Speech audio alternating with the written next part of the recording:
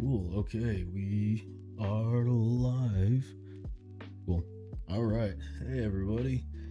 Uh, been since a little bit of a later stream than we usually do. It's been a little bit of a longer week. Been rearranging stuff. You can see the offices or the studio is looking real nice. We have a little background light there, so it's kind of like we've just completely upgraded this whole stream. But yeah, so been working, fixing up my studio space so we can actually get some more content out. Not just the streaming. The streaming has just been testing to get the content pipeline set up and get the cameras set up, the tech stuff pieces set up, lighting set up, cleaning up the studio space. So it's been kind of working towards this for a bit, but finally had the I finally had my room. My studio is no longer the storage room. Finally was able to move some stuff around, so now there's more space. Now I'm working on setting it up. Just barely in the process of getting this set up. So took a few days to do that. So streaming later than I usually do in the week.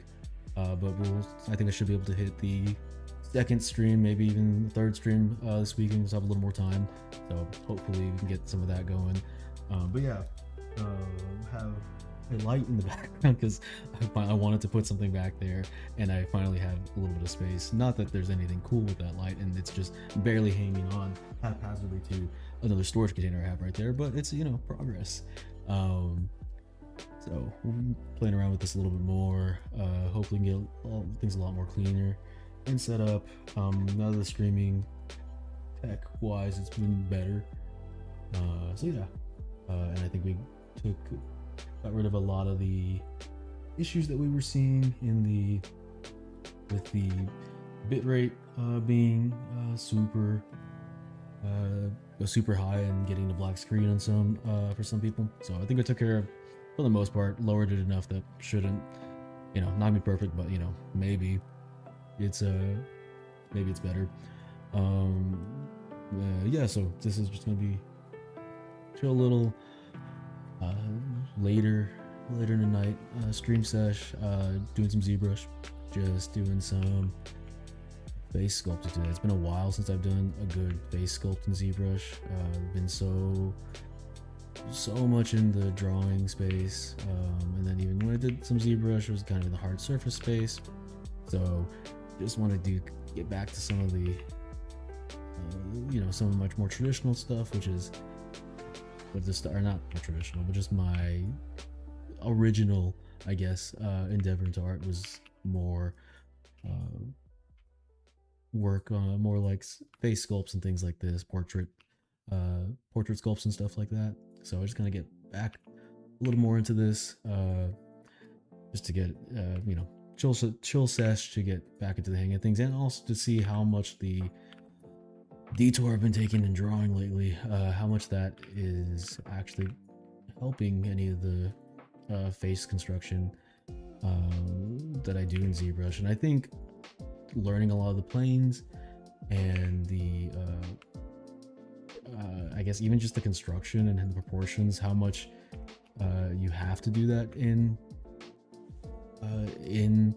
2D drawing, because you kind of can't. It's not 3D where you can just keep messing with it. I mean, you can to a certain degree, but in 2D you don't have as much leeway to just really hit it from every angle and like until it looks right. You can do that in 2D, but it gets a lot messier. So in drawing, you kind of have to understand a little bit more what's going on and are forced to really come to terms with what you're seeing and understand why something is the way it is and things like that. So I think I've learned a lot in doing a lot of my more drawing projects that I've been working on lately. So I hope that this is going to be a lot faster. We'll see. I think my planes of the face have gotten a lot more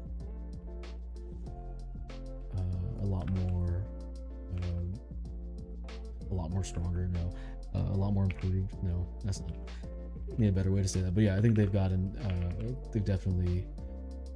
I definitely have a lot more of an understanding than I did. So Hopefully that eliminates some of the floundering around that I usually do when I'm sculpting, especially with organic stuff. I mean, I think organic has always been my favorite part of sculpting anyway, so I think I was always a little better at that than I definitely better than hard surface, but especially when it came to faces. So hopefully we can get something with this. Just kind of roughing in the planes a little bit, trying to get the general shape. And it has been a little while since I've done this, so even though I've been learning more, it might be a little rusty still. I'm gonna try working on a female head for this one. In a little while, I've been doing a lot of more blocky things lately, more male anatomy studies and things like that. So trying to get something that's a little bit more feminine, a little softer. To a certain degree, even feminine things, I still like to have some good plane changes and everything in there. Let's see, we'll go here, just to carve out the cavity for the nose. We'll just rough in the eye hole shape, and I do want to push stylization a little bit more. Something that in that drawing has definitely helped me get better at the exaggerating proportions and things like that, and just getting more interesting, I feel like, characters and shapes in. So I want to see if I can play with that more. Control Shift A, and I have a reference board that I just threw together, so we'll see what comes out of that, because I wasn't really sure on what I was even planning. So we're just gonna kind of see what happens. But yeah, so I've roughing in a face here, and one thing I do want to also practice a little bit more, because that's something that I think that I always struggled with a little bit more, was or at least it's not my workflow, but I think it's something that I would be very beneficial for my workflow, is to have a character that I create instead of just what I usually do is, and it's still valid, and I still may do for parts of it, but I usually just kind of go boom, this, pull it out, then just kind of really roughly, inflate and move things around. And this is still valid. Like, I think this is still a really valid way to work. Just kind of push things out, but I think it's a lot easier to get messy and to not have a plan as much, and then you have like all this geometry that's a little crazy. So I'm gonna try to avoid doing that today, be a little bit more precise, like if I was doing this in drawing, even though drawing I don't always do this either. But let's go ahead and save from the beginning. This is just going to be a stream sketch. Let's just put it female head. That doesn't sound good, but that's what we're gonna name it.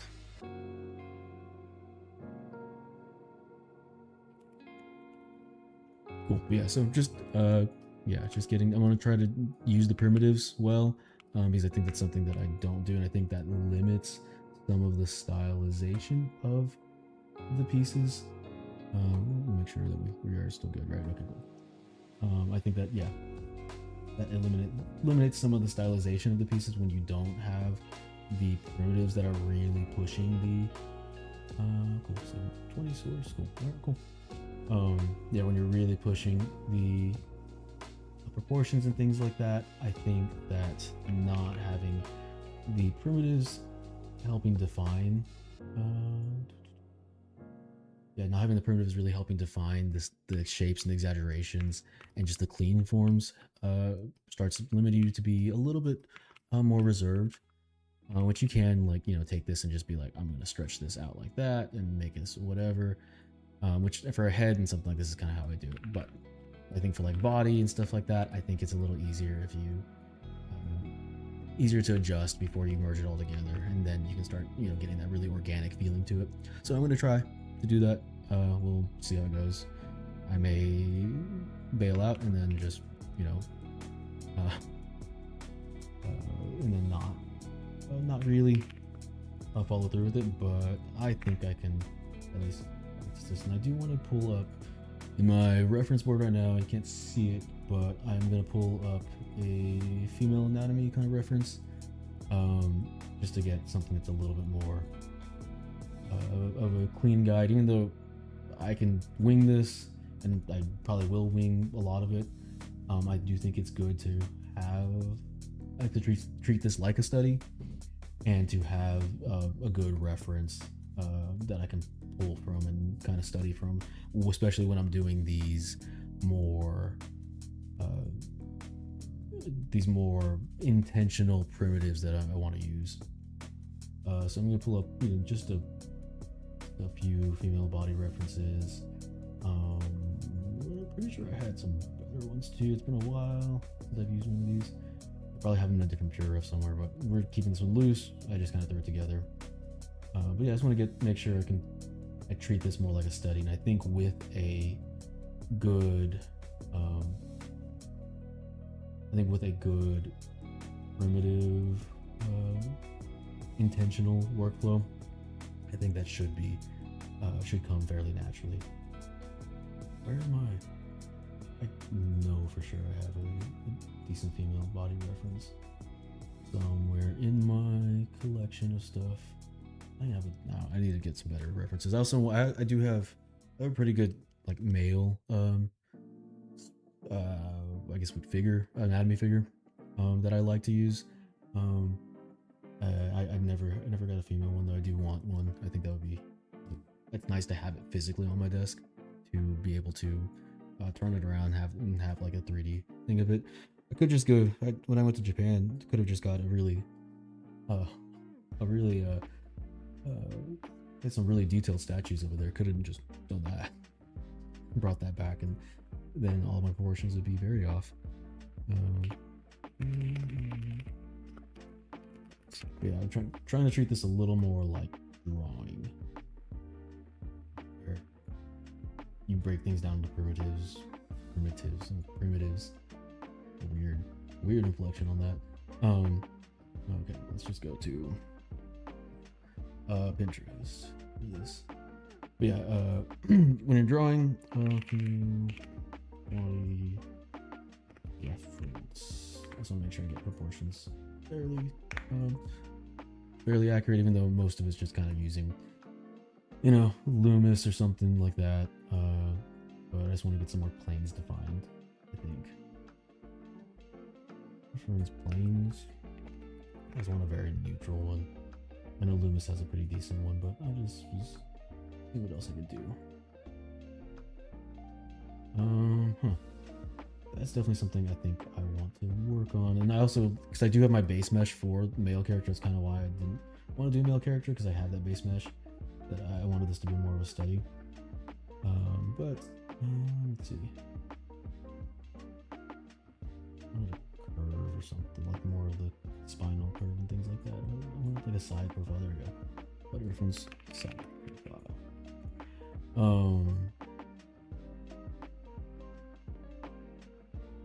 Yeah, I probably need. That's probably a good thing to invest in, or at least maybe build that. There we go. That's good. Build that, you know, reference board or something for a female anatomy piece, and a male one. I need to just make it a fully, you know, defined. Reference board that I can pull from whenever I need to, because it's always useful, always something that you need. So probably something we should work on. Definitely something we can put on the backlog. I'm sure Dogwood's always got some good stuff.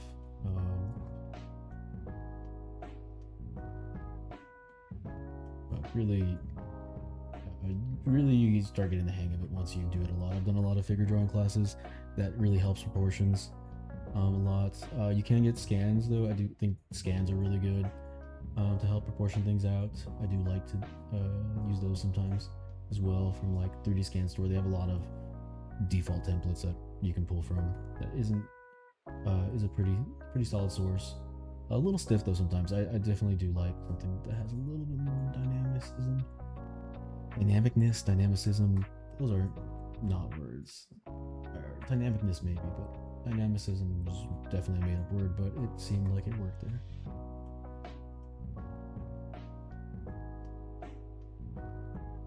good enough. Just so I can reference. I know there's.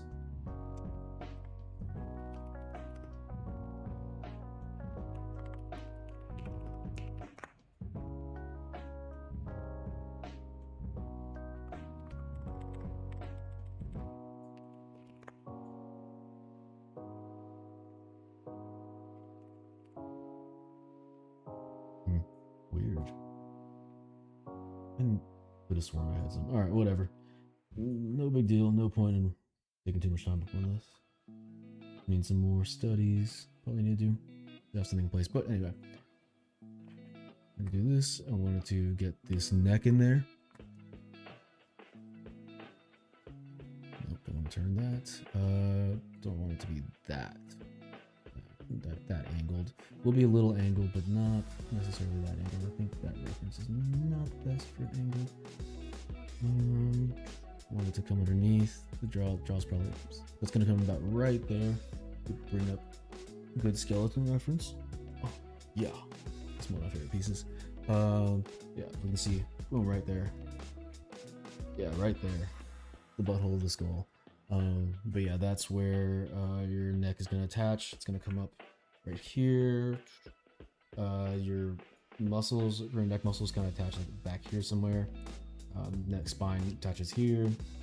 It comes out at an angle like this, a little like this. Maybe like a little more angled like that. The other one, this sterno, well, whatever, that big one that comes around comes from about right here, and then right next up right here, and then comes at an angle like that. And then your underneath here, like your fat and your the skin and everything kind of connects in here, and so it has like a bit of a taper into your neck. So spine tapers in from underneath your jaw, and then you know, there's some muscles that attach here, touch back here, and come around. That's not the best way to explain that, but you know, it's the sternomac something. That's the one that comes around from back here to here, and you have your traps that attach to the back of your head. We'll kind of get a little bit of that angle right here, maybe not as extreme, but we do. I want to exaggerate, make it a little longer. You see the jaw is very pronounced right now, so we don't want that, but we can just kind of bring this up a little bit too, because there is going to be a little bit of volume that's from there. I did not have a mirror on there. Did not have mirror on, so it was just making it completely it was just doing asymmetrically. So we can go ahead and just turn that on. I just went ahead and mirror and welded it, so it just became yeah, I can also mirror. If we do something like this, move it on one side, I turn mirroring off so we can mess around. Move it on one side, so now, because now it's asymmetrical, we can mirror to just pick whichever side we want from that, and then mirror and weld, we'll weld it together. And this is geometry, I think, that this is in modified topology, mirror and weld. Yeah, mirror is not in modified topology though. Mirror is, can you see it on the screen? Yeah, you can. Mirror is actually in deformation, so if you want to mirror something, you can come to deformation to do that here. But I use these usually in conjunction because it always goes left to right, I believe, so it's going to go mirror this side to this side. So if we don't, yeah, so like in this case, we don't want that little hump on this side, so I went ahead and so we're going to go ahead and we're going to mirror this to the other side. So now this is the clean side we want. Then we can go mirror and weld, and that welded that side to this side, which is really useful. And I think this gets used. I use this all the time. So this is definitely something that I like to keep together in relation, these two buttons. So that's why I put them in my hotkeys down here, my toolbar down here. Yeah, okay, you can see that. So because I think it's super useful to have it like that. But yeah, if we ever get off, we can do that, and especially in these early stages where it doesn't really matter, like it messes up the topology there, but I mean, we're going to Dynamesh this at some point altogether or something. Doesn't really matter. We can fix it if we really want, but we don't. And then X is what I have my hotkey to for mirroring, and I think that's the default. So that's what this is. The neck usually is just kind of like, for the most part, a straight tube. I think there's a little bit of tapering for your muscles and stuff, and I think it tapers technically out a little bit at the bottom, but not a huge deal. We'll keep super loose right now on the super loose on the actual sculpting on this. I'm gonna keep it a primitive for I think as much as we can.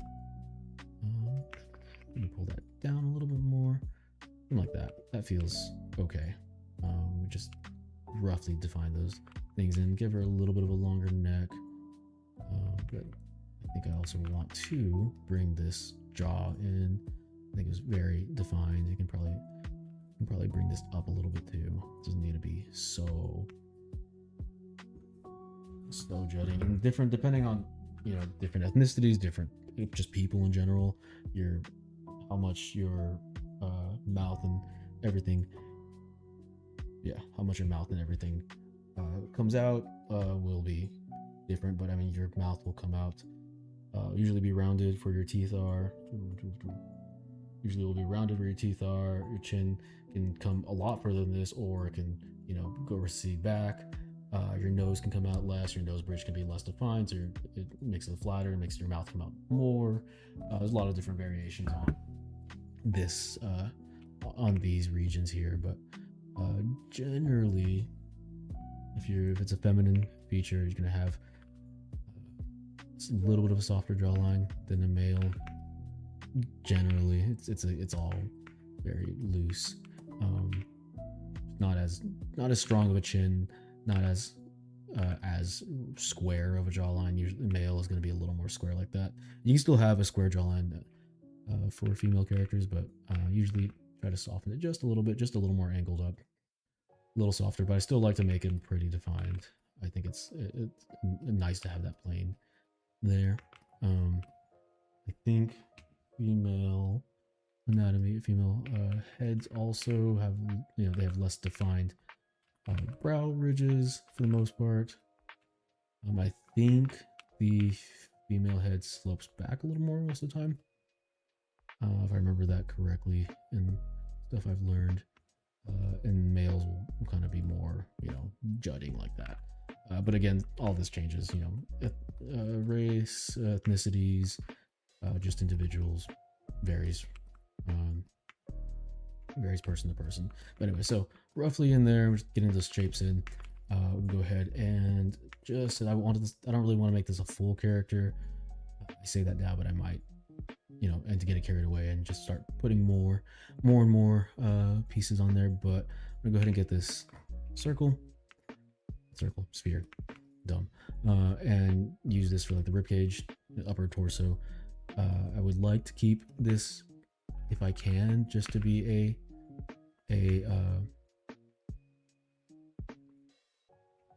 if I can, I would like to keep this just a bust, not a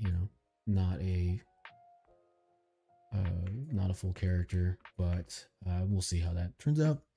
Probably might do a little bit more. I just want to at least have this chest in here to get the neck and everything to connect the right way, and then maybe a little bit of the arms, and maybe the abdomen, depending on what we end up doing. This is really just supposed to be this sculpt for the head, though. It's been just to get back in the swing of that. But while we're here, actually, let me get this defined a little more. The rib cage is going to be angled a little bit this way. You kind of want to get, basically for most of the body, you're just going to want to get that S curve in there. So it's going to go here. It kind of comes back this way with the neck, comes forward, and then goes back to the hips, which I think are supposed to be underneath the neck or the head. And just kind of get that flow in. You start to feel the rhythm when you do this enough. Bring that a bit more. I want to let a little more curve on this, so bring that back a little bit more. Maybe it's gonna come back here a bit more, something like that. Yeah. Cool. This is kind of starting to find the rib cage here. This is technically rib cage, and then also we put like this would be like the collarbone and everything too. But we don't need that just yet. I do want to go ahead and bring this down. We kind of have that rib cage defined, and this will start to define the abdomen a little bit more. And we don't really need this piece, but I think we might as well put it in while we're here. So this brings rib cage, the abdomen, so then that starts to define that waist area here. This is technically, I could have just done the abdomen. I'm kind of doing the abdomen and the hips because basically this would be 1, 2. Let's see. I think there's a better way to do this. If you turn the gizmo off at the top, you can pull shift to keep it straight, pull down the measuring tool here. So head, 2, 3, that's right, 4. So it's a little head's a little long. I actually just bring the head down a little bit, but I think the head's a little long and the body's still a little too short. Maybe the ribcage too. Actually, I want to go ahead and split these up. We're going to do geometry.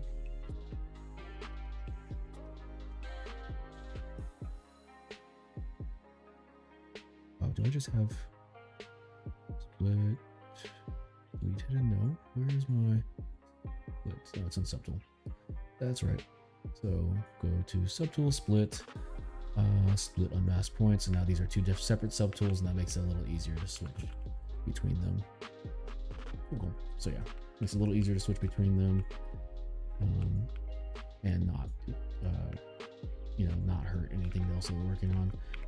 So this is curved back here. We can bring the rib cage. It's going to come down to maybe about right there. Maybe start to define where the rib cage and the abdomen intersect. So something maybe like that.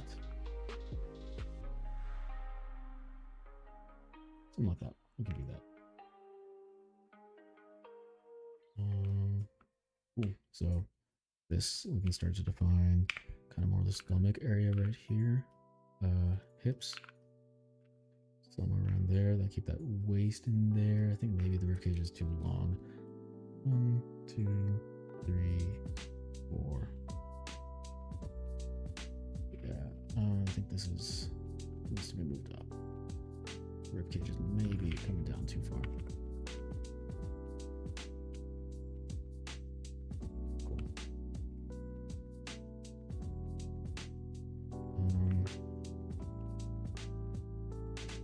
So hips somewhere right around here.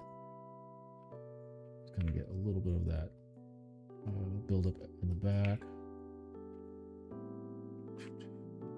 It's going to come up like this. It angles, the hips kind of angle like this. So something like that. This would be there, somewhere like that. Really rough. Probably doing too much honestly right now. Anyway, and maybe the whole. I'm thinking maybe the whole hip area should be its own subtool, but that's fine. We'll keep that for now. Already committed to that, but yeah, I think ideally hips would be its own thing. But well, we committed to that already. I'm gonna go ahead and get some. I just moved to the H polish here. I don't have my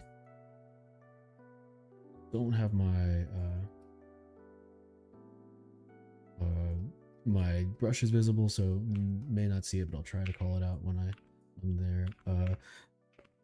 Stamp standard is great. I always change the default down a lot lower, especially when there's early blockout phases. That might be a little too low there. Let's give it a little more. Get a little more juice. About right there, maybe. Yeah. Always try to keep it a little lower in the beginning, because it can get really intense early on. I don't love to do that, so we're just kind of define out these shoulders a little bit more right here. I know I said I wasn't gonna start yet. Hi, Teen. Oh, you can see if you can see Teen now. Nope, she's just beneath it. Hi, baby girl. But we started already, so we're just gonna start carving this out just to get some landmarks in here. This is where the neck will kind of flow in. We'll start carving in some of that trap up here to just get that line in. This is where the trap starts to come through up here.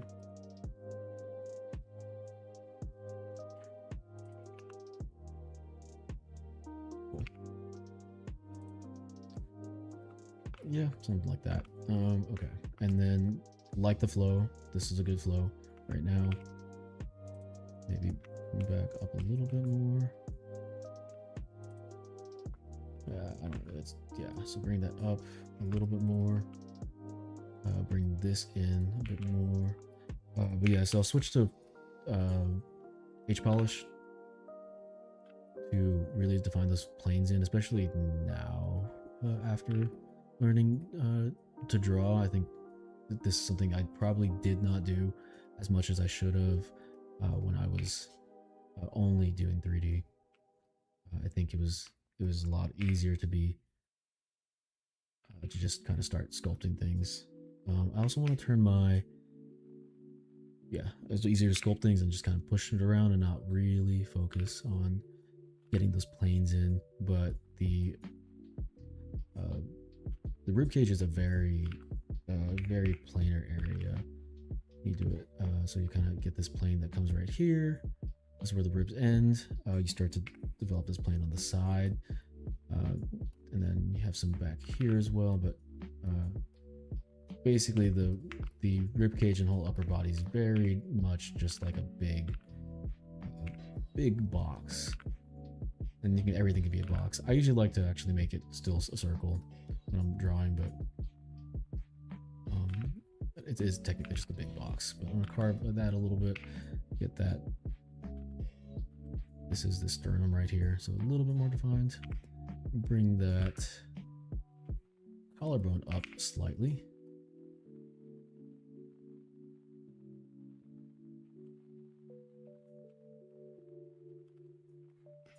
Bring down my clay buildup to clay buildup's the one I mainly use. Clay buildup and move are my two main ones. The beginning, honestly, mainly move. Mainly move to get stuff defined in. But yeah, clay buildup is usually when I get a little bit more into it. So we bring that collarbone. Collarbone is, I know everybody says it's handlebars, and it is. But I don't know if handlebars helps me remember it as much. I think it's just something you have to do a few times, and then it starts to become more of second nature to you after you do it enough. But it is technically handlebars, bike's handlebars. But I remember for some reason in the beginning that wasn't as helpful for me. I think it was I understood the concept but just didn't have the actual skill to make that correctly, make that look at least correct when I did it. So I remember it was always a little frustrating. I was like, I understood handlebars, just couldn't make it look right. But I think the biggest thing for the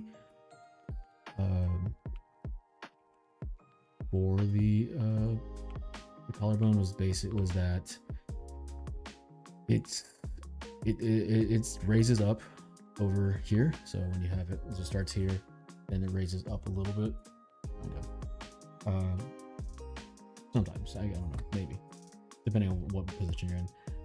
But the main piece of it is that it's like this, when you look at it from above or below, that actual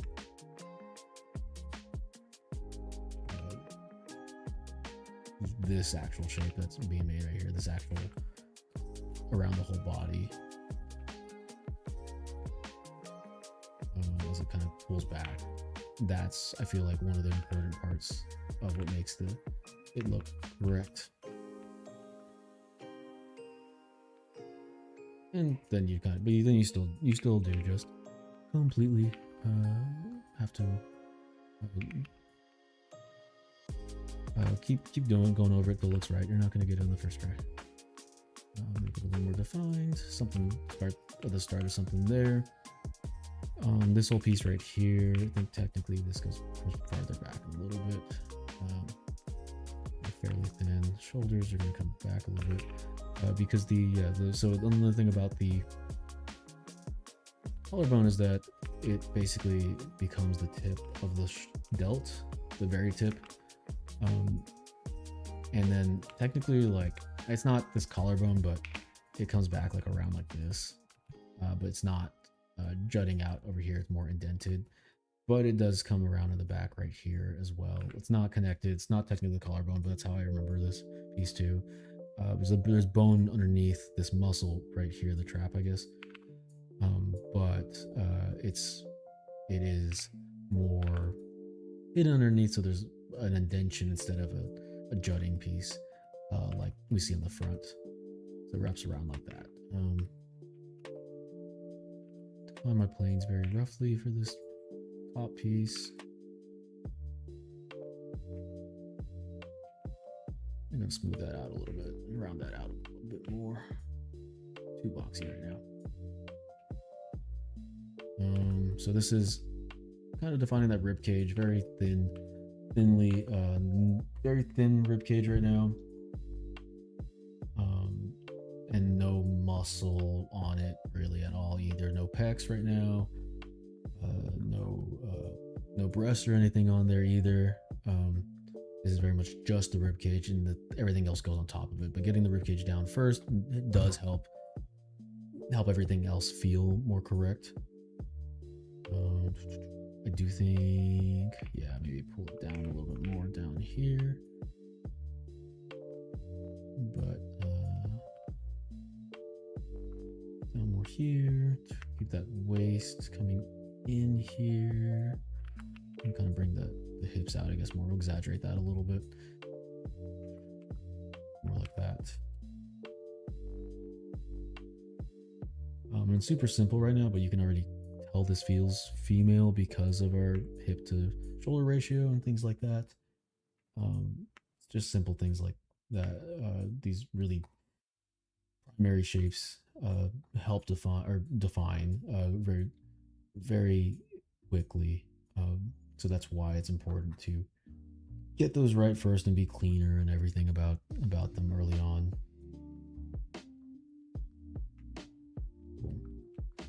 Maybe we bring this out and bring this out up here a little bit more. We get that C curve, that good C curve here. We have more of a bend back here. One thing that, you know, for a long time, and that's kind of long time in drawing and stuff like that, that also was very, I had been messing up on for a while, and I didn't realize is that the butt and the crotch are very different levels. I always thought they were basically back to, you know, basically a straight line from the front to the back, defined, or it kind of is the same level. But I guess for the way the tilt of the hips and everything, it's usually at an angle. You get a pretty good just angle upwards like this. The butt's usually a lot higher than the groin is. That's something that I got wrong for a long time when I was doing this, so that was a helpful realization when I started doing that. I know I said I was going to just do portrait, and I have not been anywhere near the face in a little bit, but we can go ahead and get back to that.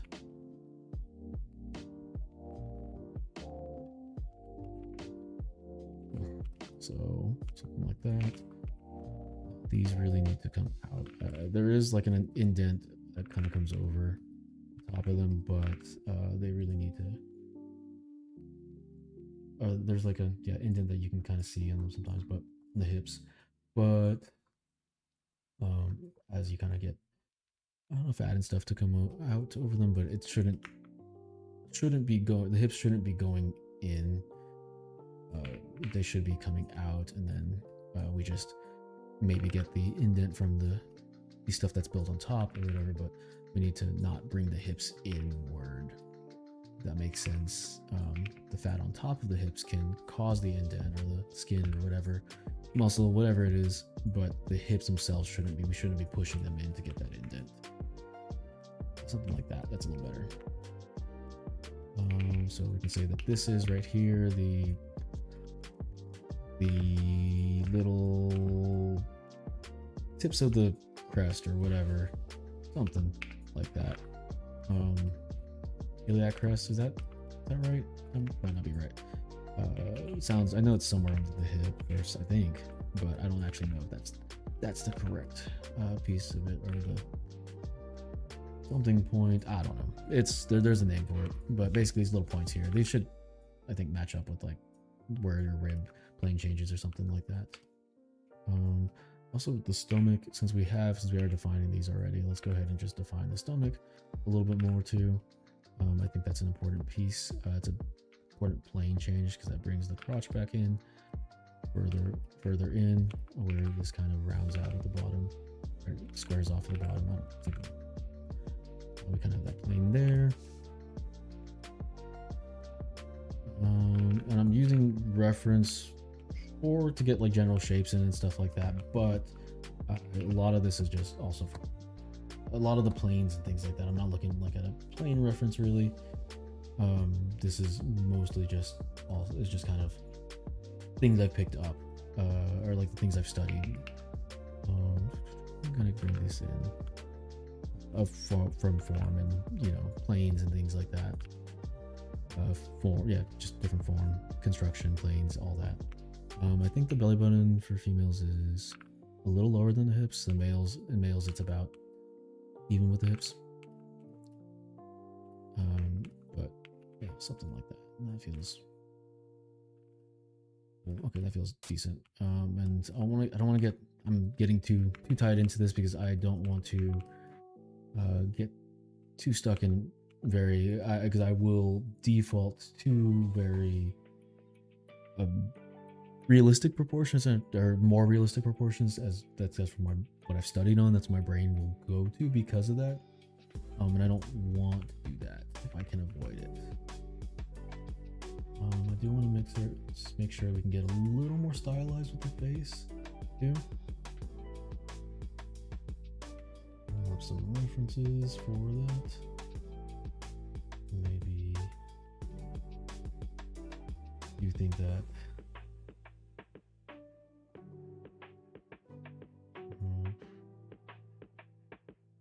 let's see, screen.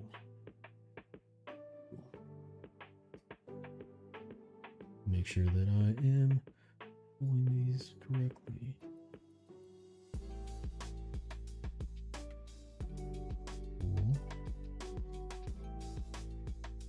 But yeah, so need to make sure that we are getting a little bit more of the proportions correct, and not getting too locked into like a very rigid piece, but to make the proportions more interesting and not just make generic default, you know, person, we are going to have to understand at least what proportions we're playing with, understand the rules so we can break them. And it's kind of the just, you know, constant art thing. Oh, whoops. Okay, that's fine. So the face is very long right now. I think the chin's very, very, you know, defined right now, which is cool, but I think we can go a little bit better with this. And I have measuring tools. I'm so used to drawing now. I've been measuring things, but we have actual tools to measure. Okay, so if we say this is the bottom of the nose, well, let's actually not make. Ooh. Cool.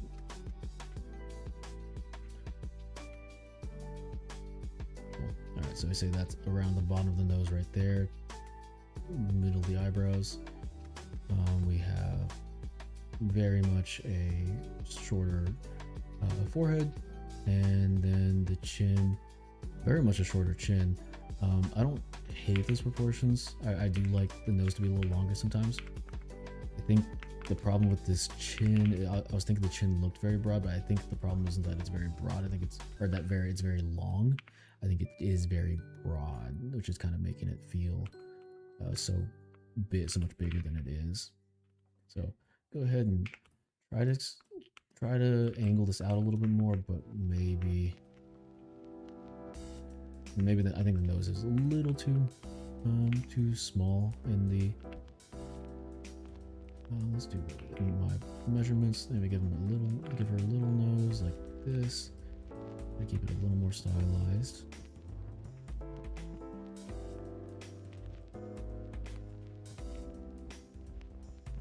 So if we look at this now, let's see what our proportions are looking like. So we'll say this is middle of the brow, bottom of the nose, right? We'll move it up to about like right there. Yeah, tilt it up. So we say that's right there. Now the chin is a little bit too long, so maybe we can move the nose down a little bit more. And I think maybe the chin comes up a little bit. I think really we just gotta thin this area out right here.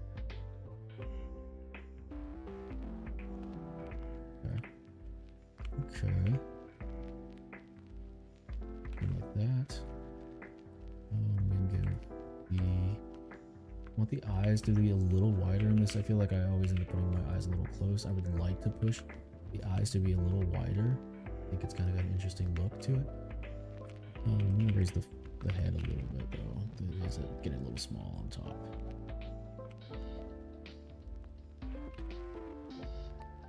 Cool. And then another thing with it's always useful to look from the bottom. If you look at the skull right here, you can see there's a little bit of tapering as it kind of comes down, especially along the above the eye. Right now on this, it feels very just straight across. So we want to just bring it back down a little bit. You can also see nose. Yeah, I think that if we look from here again, nose and stuff is coming out a little bit more than the forehead. I think you can probably do with some of that. We're trying to go a little smaller, no nasal bone, but I do think maybe that is too far forward. So we can play around with that. You can also look at the little guy up at the top. I think it's also very helpful. But let's give her a little bit more of a nasal bone. Even if we want to keep it small, we can still give her a little bit of a nasal bone. Something like right there. Nasal bone should be about, yeah, it should be about there with your eyes. And maybe I might want to make the eyes a little bit more dramatic too, and a little more stylized. But now get this roughly in standard proportions, and then we'll go from there. Noses are something I always struggled with in 3D. In 2D, I think I also struggled with them.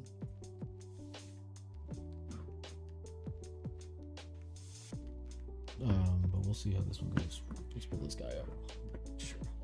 Looking at this correctly. Yeah, I think we're very not tilted. Not tilted enough over here. We'll bring this down a little bit more, make it a little more skull-like.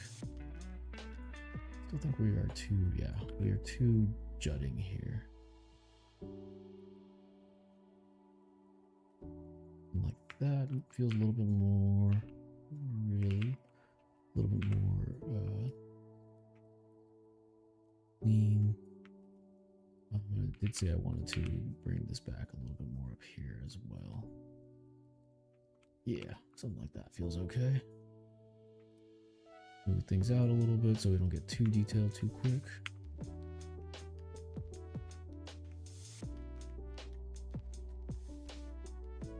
Yeah, and heads, I don't know, they're weird. There's a lot of different shapes of them too. I'm gonna keep this out a little bit more.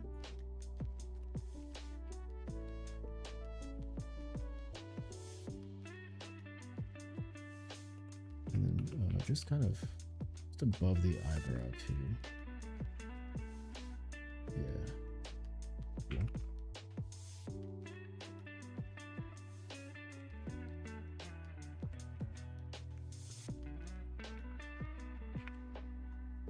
just want to give her that little.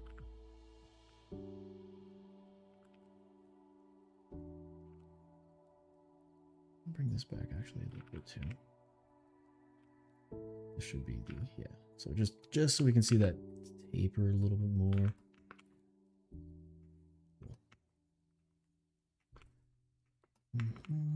This should be wider on this one, but it's too wide. We can bring that back maybe slightly in there. There we go. Cool. We can actually go ahead and just, I'll define this plane right here. I'll just keep that a little bit cleaner. Cool.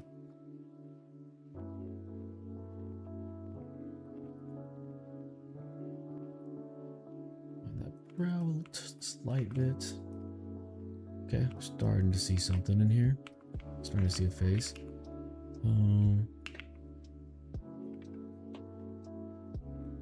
Okay, depends on what I want to do for the nose. I can make it a little bit smaller, more stylized. Let's try to get some planes in here first, though, before we get to whatever we're doing for the nose.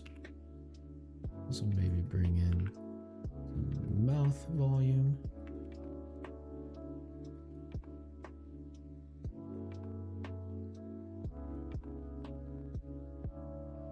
Cool, something like that. Cool. Roughen these eyes. Yeah, what it really helps when I get to a certain point, I don't think I want to do it yet because it does really help, but I think it also kind of locks it in a little bit more. What you have is I'll sketch out some eyes. I'll sketch out some eyes on the character. And I think whenever I sketch out the eyes, it starts to get, it starts to really feel like a person. But it is a little bit, like I think at that point, then it'll just always feel like a person before we define everything that we want to define. So I don't want to do that just yet.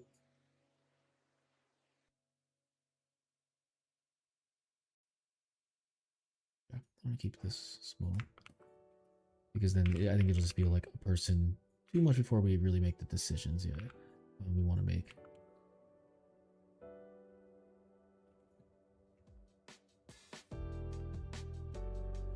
Something like that.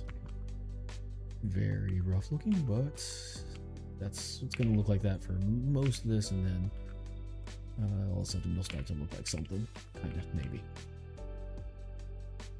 Cool. So we have right now, what we kind of have here is we have like some planes defined. I can go ahead and define these a little bit better. So yeah, we have the, like, I guess not even planes, we have the landmarks defined is what we can say here. We have this, the cheekbones right there. We have the a little bit of this front plane here that comes from the cheekbones and comes down to like where the chin is. We have this chin sort of defined in here. Definitely can clean that.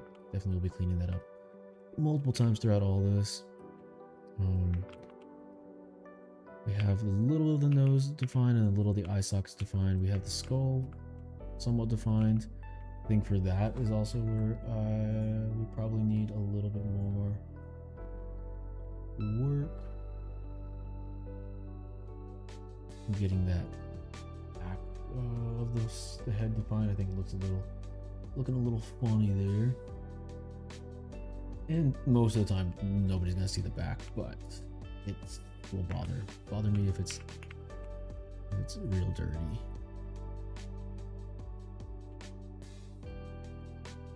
I remember there was one time I was doing a class for sculpting. One of the only like actual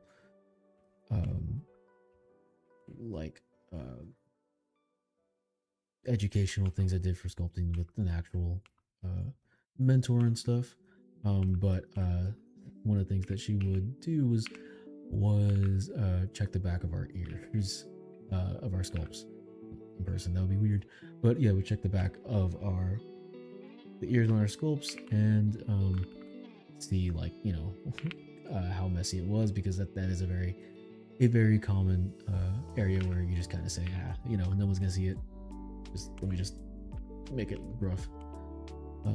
So yeah, it's one of the things I always think about when I'm leaving, you know, areas messy.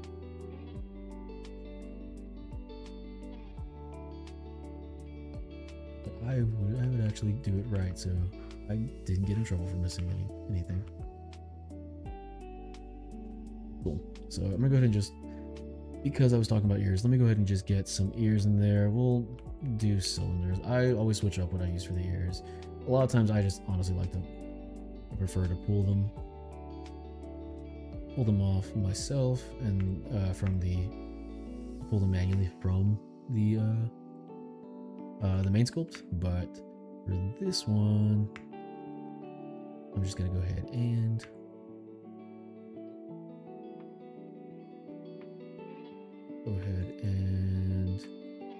since we're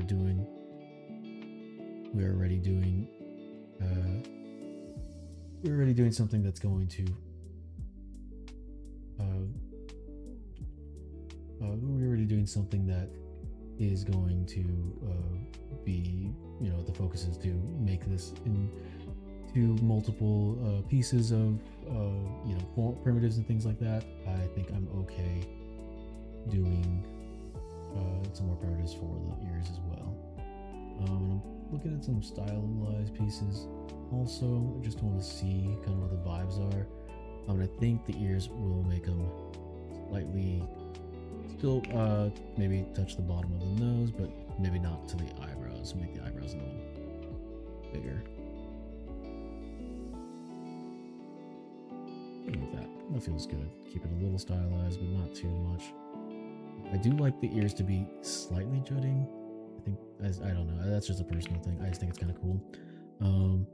Which just kind of adds more character. So slightly jutting, I think, is cool. X to keep the symmetry on, and then we can just have these roughly in there. Do a little smooth, because they do still feel like you know, rough, hard cylinders. Cool. And then most fun part is trying to sculpt the ears into something. I'm gonna go ahead and let's do Z remesh around these. How much? That's not too bad. I'm just gonna keep the Z remesh to keep it a little cleaner. So I just ran up the Z remesh so I could get some cleaner geometry for this. That's what I need to do for all my stuff, but these specifically I need to actually, there's some you know, some specific pieces that in here that on the ears to make them look like ears that I do want to. I'm gonna need some extra geometry to get, and I might still push them a little bit lower res after this. I just do a remesh at a lower subdivision to keep it low and easy to work with, but at least for right now, I think I want to just get the geometry in there. Not have to fight with it, because the ears are very hard to fight to sculpt ears, because you end up fighting with the geometry a lot as it gets thin. And we can start to see, like, if I connect it back here, start sculpting right here, we're going to start to see, yeah, it'll start sculpting on this side. The way to get around that is we go to brush, auto masking, back face mask. So I turn back face mask on. I think it's off my screen, so you can't really see, but you go to the brush panel at the top, auto masking, and then auto masking, and then back face mask, and that just puts like a mask or something on those are too far back, on the front side, the front plane, on the front plane, so or the back face or something like that, and just lets you do the or lets you sculpt on thinner pieces without cutting into the pieces, all the geometry behind it, because if you do that, then you start, if you're doing this, it's gonna start messing up back here and all that. Just something that's always been the ZBrush. But not too big. I thought I actually had. That is definitely one that I need to put down here. In my hotbar, because yeah, I mean, use it all the time. I think the nose is also in place that it's pretty useful. Eyelids, depending on what you're doing with the eyelids, it can be useful. I'm gonna keep these. These are very thick right now, so this is, I think, where I'm gonna still Z-remesh, maybe like half Z-remesh. So we'll go to this. No, it's geometry, modify topology. That's not it. Geometry. Where's the Z-remesh? So geometry, Z-remesher. I'm just gonna turn the half on right here. That's the setting. I'll just do that, and it decreases the polygons by half. Something like that's fine. Super low poly. Cool. And just gives a little more control and helps me do something like right here where I want to like really pinch this in a little bit more. Make this a little sharper because it's just very thick. I don't want it to be that thick. Oof, damn, I have my fingers in a weird position. Pinky's trying to cramp up over the Control Z. Cool. So here's, we can do something like that. Maybe like a little bit more points like that.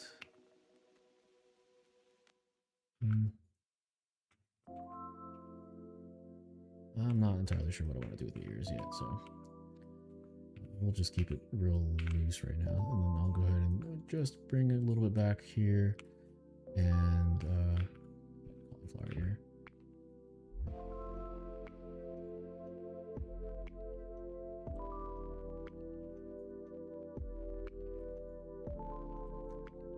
But one of the things that auto masking those, it does sometimes make it a little harder to make some stuff.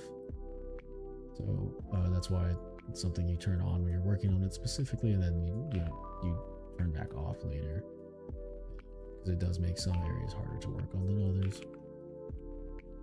Something like that. That feels okay. I'm okay with that. Let's see. Does it connect in the back? Yep. You gotta make sure that it just connects kind of back here. Doesn't need to be perfect in the behind the ears, because even though, like I said, like it's cool to get to actually do your anatomy correctly and practice on your sculpting, but same time, end of the day, doesn't really matter if you're no one's gonna see it. And I think when you're learning, it's good to do everything, do things the correct way. But if you really know that it's not gonna be important, not gonna be used, your time is more important, so don't focus on that, because a lot of art is just how you manage your time. Cool. Bring this back in a little bit to make it match up a little more. On that. Cool. Something like that. That's not super important. Anyway, okay, too long on the ears. They're not that important. I want this to be a little squarer though. Yeah, and then let's make it just a little bit thinner. Very thick right now. Yeah, I'm okay with that, I think.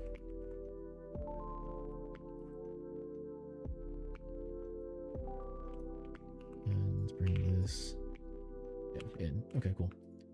Very stylized ears. About the bottom of the nose, and then a little bit below the.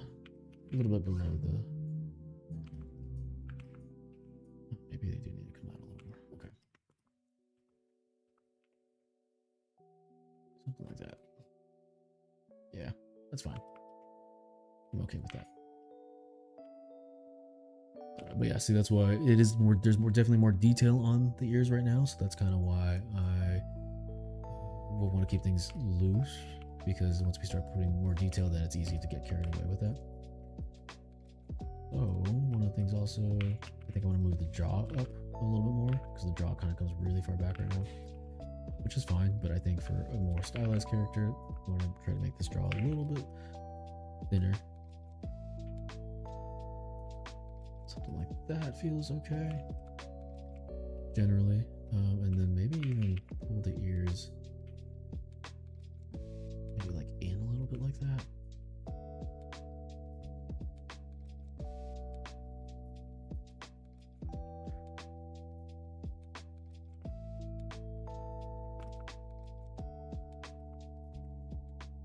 I think actually the ears in general are too far back. Let's go ahead and take this. Oops, not that. This, move them.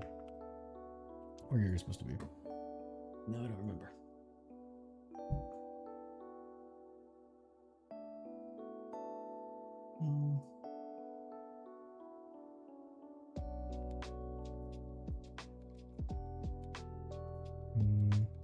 Be about there. I think maybe something like right there feels good.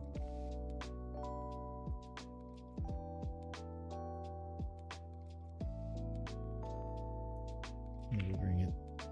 Maybe keep them small, but maybe not that small. Maybe it's okay.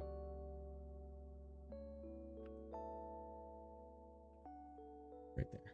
Do that. Let's go ahead and just reposition that thing. So yeah, if you want to reposition the gizmo, easy to Alt to unlock, reset orientation of the gizmo.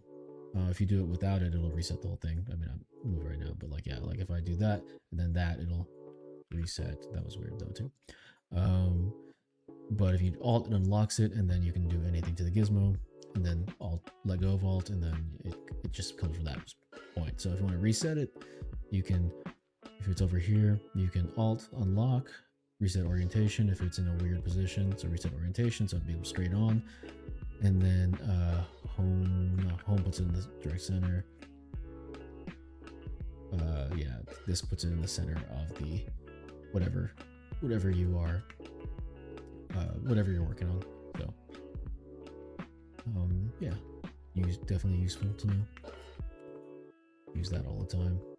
But I remember when I first started doing ZBrush, it didn't have the gizmo. It still had this thing. Much harder to use. Get used to it. It's useful still. I still go to it every once in a while, but much harder to use. The gizmo is definitely a lot more user friendly, and ZBrush is a very not user friendly program already. So having the gizmo make it more user friendly was a huge thing, because a lot of it is just not that straightforward how to use. It's definitely very intimidating when you first open it up, for sure.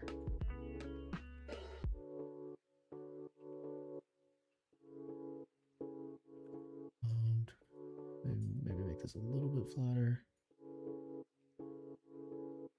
Cool, something like that. Cool. Okay, liking that a little bit more. I always tend to exaggerate a little too much on the or just kind of get it's not even exaggerating on that point. It's just my proportions tend to get a little messy. In the beginning, my proportions always tend to be a little bit more like this.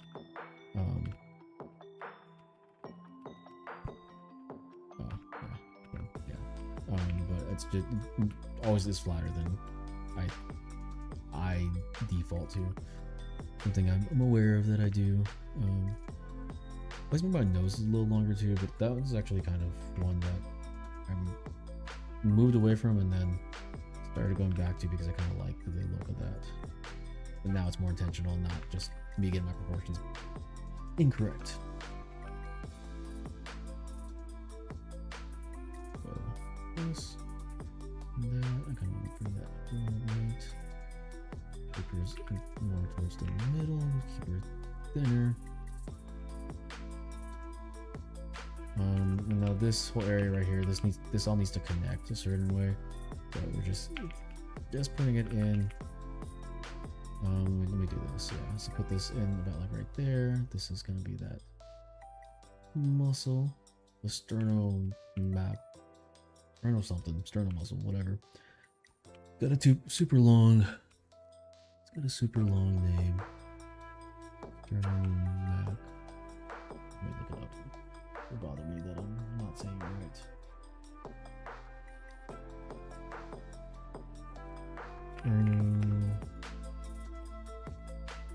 Sternocleidomastoid. There we go. That's the name. Sternocleidomastoid. Very important muscle. Probably one of the most important muscles on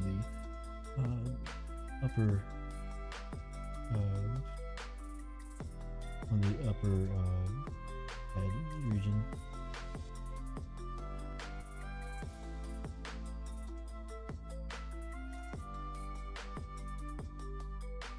In the head region, I'd say that's one of the most important muscles.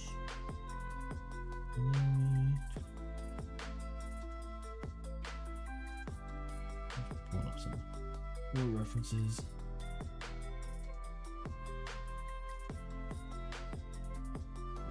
Sheriff Dogwood, crazy.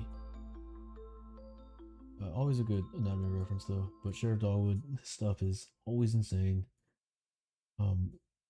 Crazy how quickly he does stuff as well, and he does it the method what I like to do, but I'm definitely not as good as him. But he does the method where he just, I think he does sometimes he'll put a base mesh in like forms and primitives and things like that, like I'm trying to do this one. But a lot of times I think he just kind of pulls things out. He just pulls like just kind of gets basically like a lump of clay and then just pulls. Which is super impressive, just tough. Definitely tough to do.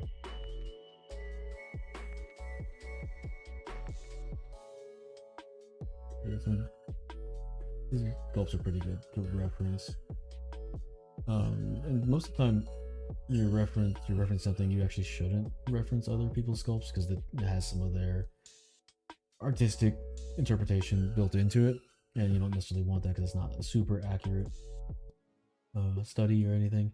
But these are really solid, so I would hesitate to even say that they're not useful to study. But it's still something you should probably be aware of always too. Anyway. There's some good back anatomy. What a good front anatomy piece.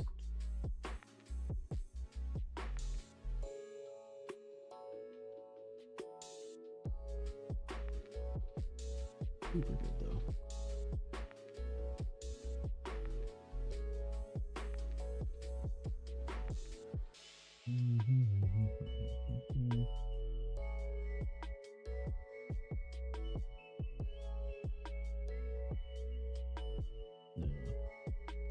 Very new. Just I'm trying to get some shoulder anatomy. Oh, this one's actually good. Okay, cool. I'll make sure that my dog's chewing up something down there. Get some decent shoulder anatomy. I'll make sure I'm portioning this right.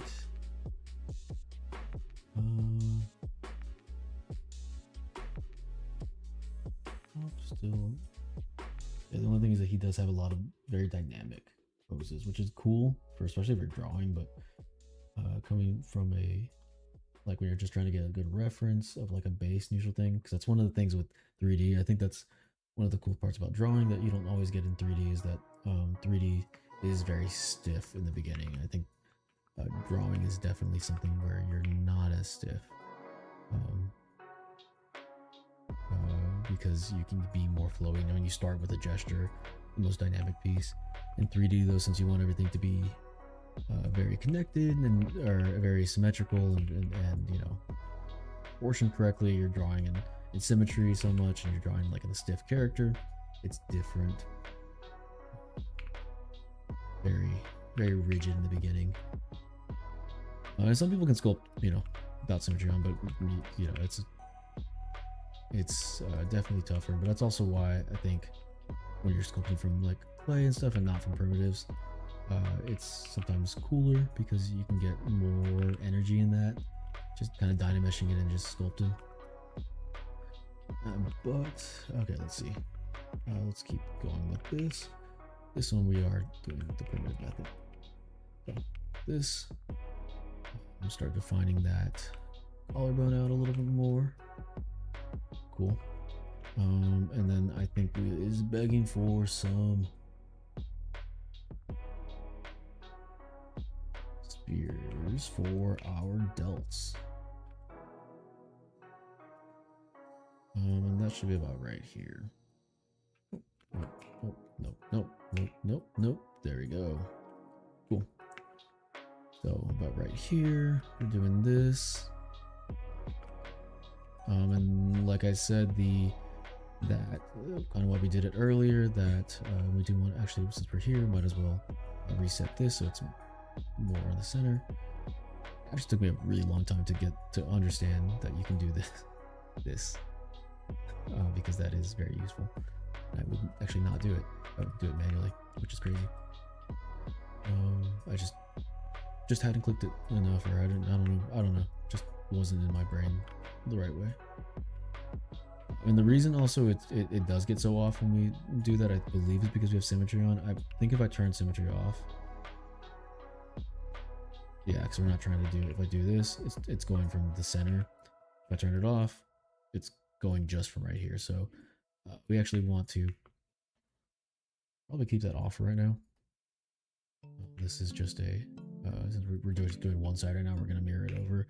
We're not actually going to have symmetry on this piece here, because the arms are symmetrical across, and we'll turn symmetry when we do it across, but on its own, it's not symmetrical like this. We don't need symmetry on right now. We're just going to mirror and weld this when we get to that point. So we're gonna go ahead. I'm gonna go ahead and just carve out some planes here, rough planes. Let's do, we'll maybe open that up, or just kind of give it a little edge there. This top plane right here, yeah, just so we can get something like this for the delt. So delt is going to connect right here.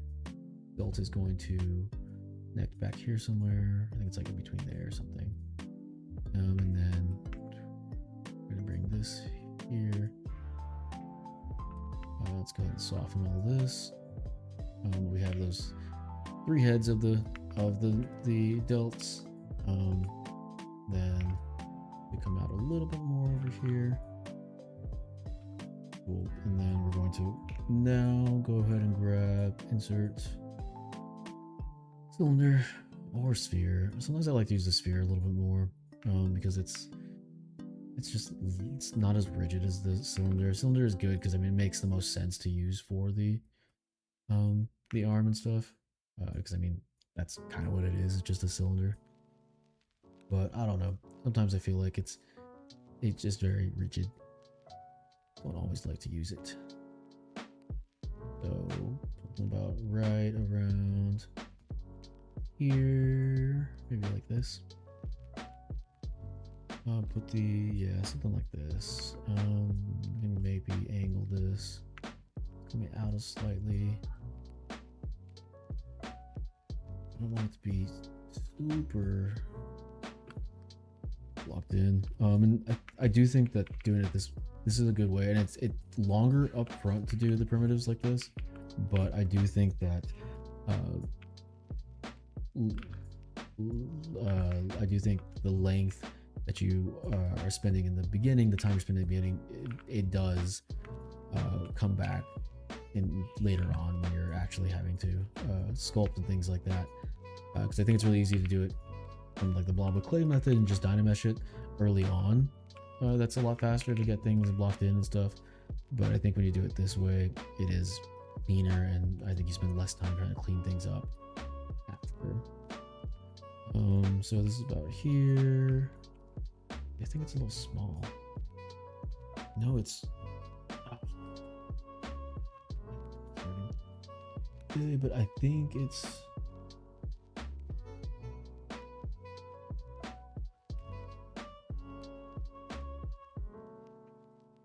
think maybe just the torso is really small. But because it should be about that. I don't know. I know lower and upper should be about equal, but I guess we're not taking into account I think the hand maybe. So especially if it's bent a little bit, we can leave it about right there. We'll just keep that for now. And then let's just put a rough little hand. I'm just gonna go ahead and just bring this down, squash it, stretch it out this way, this up here, and we are not going to deal with the whole hand because that's crazy. There's something that I said was just going to be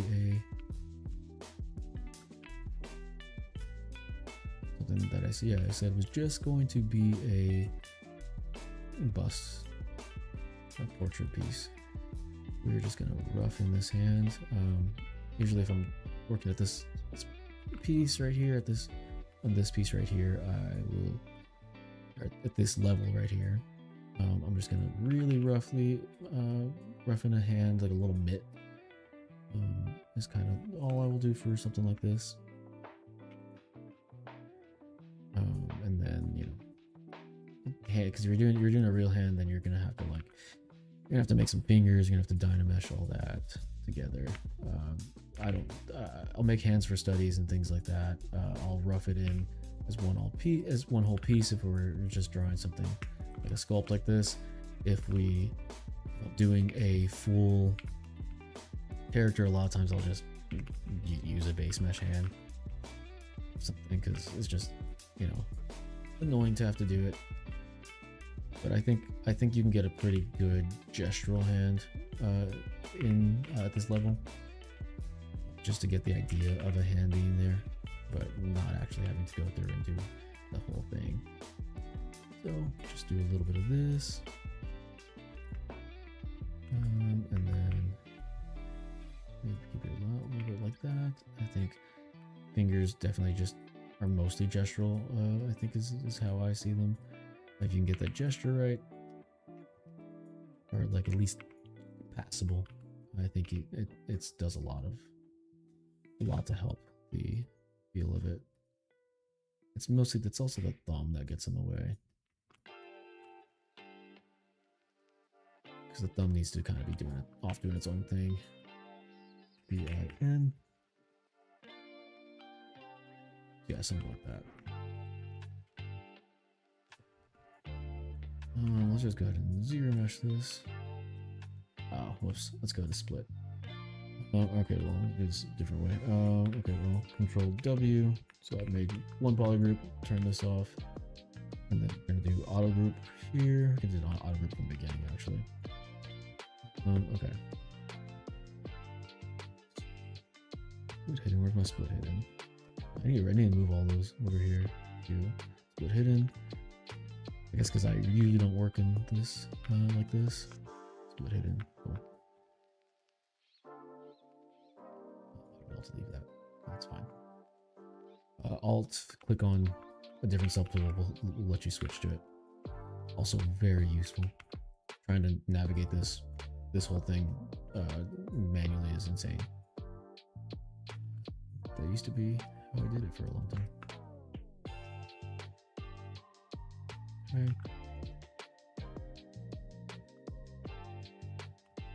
Again, not something that we need to really be focusing this much on. It's been a while, so it's good practice anyway. Cool, so roughly put this hand in there. This part right here is not like, this needs to be way thinner down here because it tapers. Basically we get the taper from something like this. We get the taper of the arm, you know, bigger on top for the muscle, kind of like this little chicken leg, chicken wing drumstick. drumstick. There we go. Drumstick method or idea. Let me just go. What does Dynamesh give me? That's way too intense. Let's just do that. Also way too intense. Alright, Dynamesh 32. Nope, that's still 128. 32. 32 bits. Okay, yeah, we can do something like that. 32 is fine. So yeah, just lower the Dynamesh resolution. Did a little Dynamesh. Put Dynamesh in here. Dynamesh is not my favorite, but oh no, Dynamesh is pretty good. I think Dynamesh is not as clean as Zero Mesher. I think Zero Mesher is where you want to end up when you're sculpting to get it really clean and crisp and everything. But Dynamesh is definitely cleaner than Sculptris, because Sculptris just makes a bunch of stuff. And you get super detailed and I have a lot of masculine, so it doesn't even matter. It's fine. We're done Sculptris off. But yeah. Easy to get carried away with Sculptris, gets really messy early on. Dynamesh at least is a little cleaner, and I think it kind of gets the point across correctly.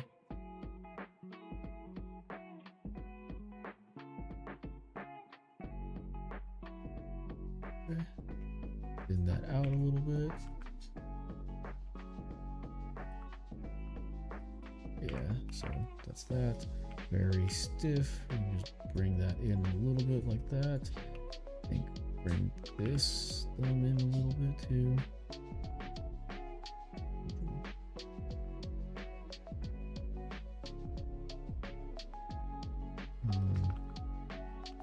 Some people will fully try to do all this. They'll fully Dynamesh a complete hand, which is I've done it, but some people are really quick about this.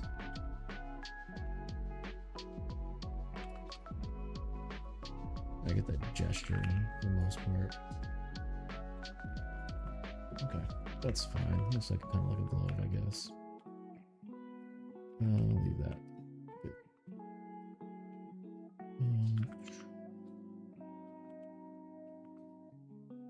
This a little bit skinnier. Feels very thick right now. Both of these do. That makes the hand feel big too. So, why'd you go there? Weird. Yeah.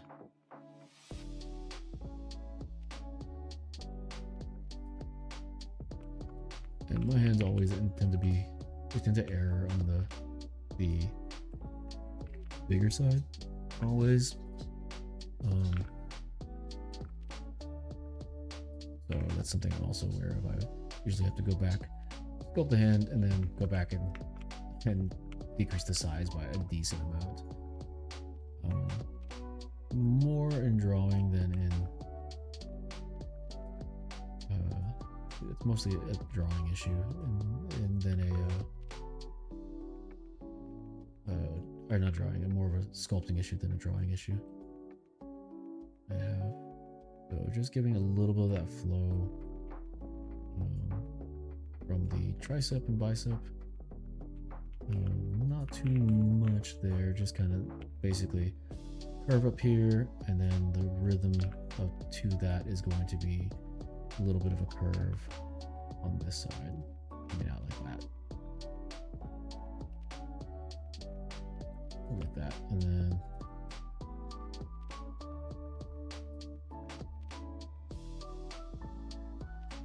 yeah, so like that. Okay, cool. Belt is way too big now. We got the size of these. We can just lower that. That's kind of the cool part about this, that we can adjust all this right now without too much of an issue.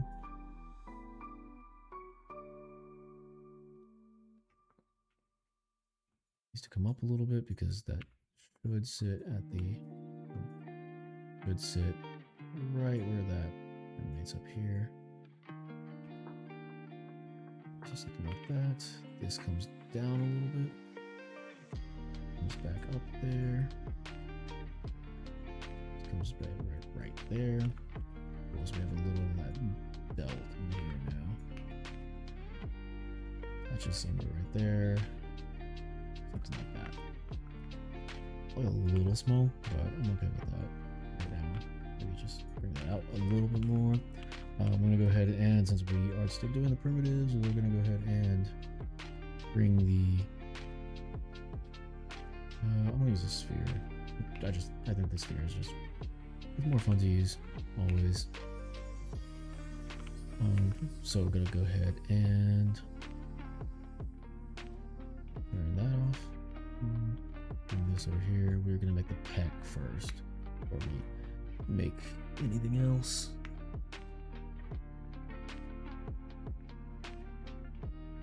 So yeah, so peck.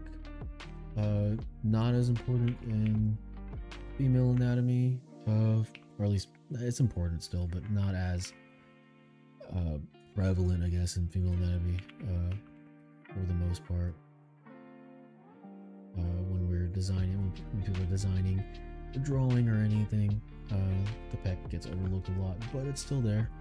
All the muscles that are on males are still on females. So the peck is still there. It still does create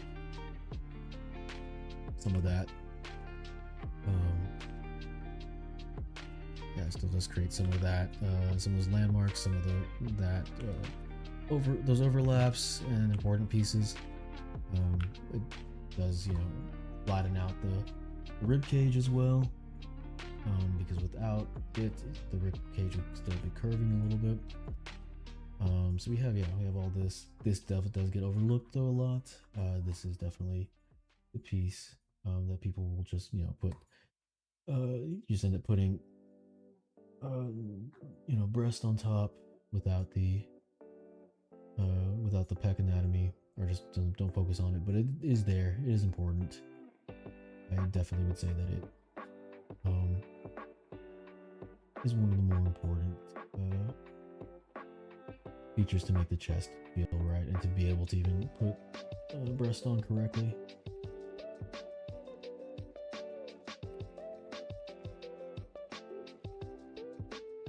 Cool. Good reference for this. But yeah, so still does connect all the same places. So you're gonna basically connect somewhere around the sternum, right around here. So basically you're gonna connect it right around here somewhere. Still gonna come up, and it's gonna go into, basically terminates right underneath this delt right here. Attaches to the arm bone, so something like that. And if you're gonna have a strong character still, the pecs would still come forward like this, like it does in the male, just not as prevalent in female characters for the most part. I'm gonna bring this down, I think, slightly too. I think this is like that. And then there's a piece that we will see on a lot of characters and things like that, is this little empty gap right here, and that's created from the gap between the pec and the delt and the clavicle. So it's still important, still has a function. Cool. Go ahead and just give a little bit of define a little bit of this rib cage, maybe. We have a little bit more of an idea of what's going on here. Some of the planes that we're seeing. Like that.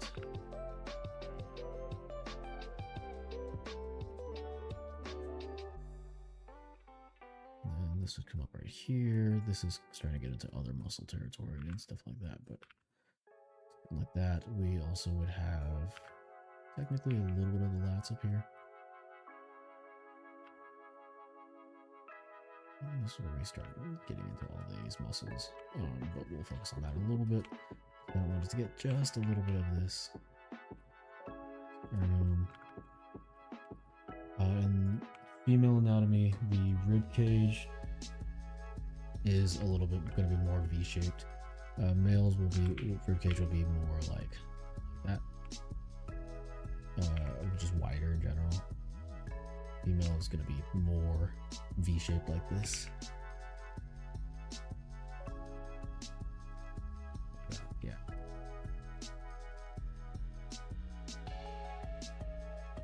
Okay, cool. Yeah, looking okay.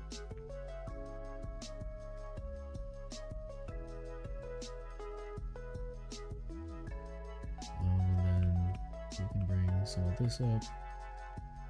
Basically, we want something maybe like here up. I think I'm gonna bring, I do want this to be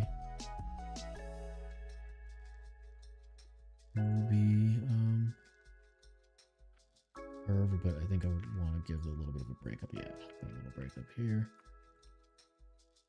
Cool.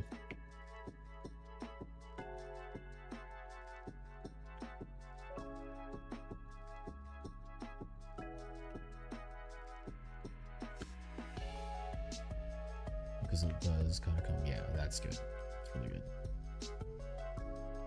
So like a little bit more of that negative space here, we're just gonna be where it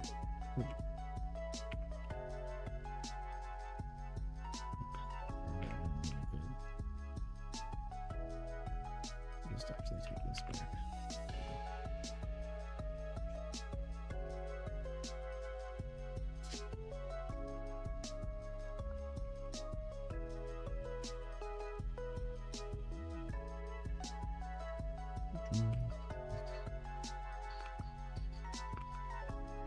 Okay, let's do the back a little bit, just so we get something in there. So rib cage comes around like this.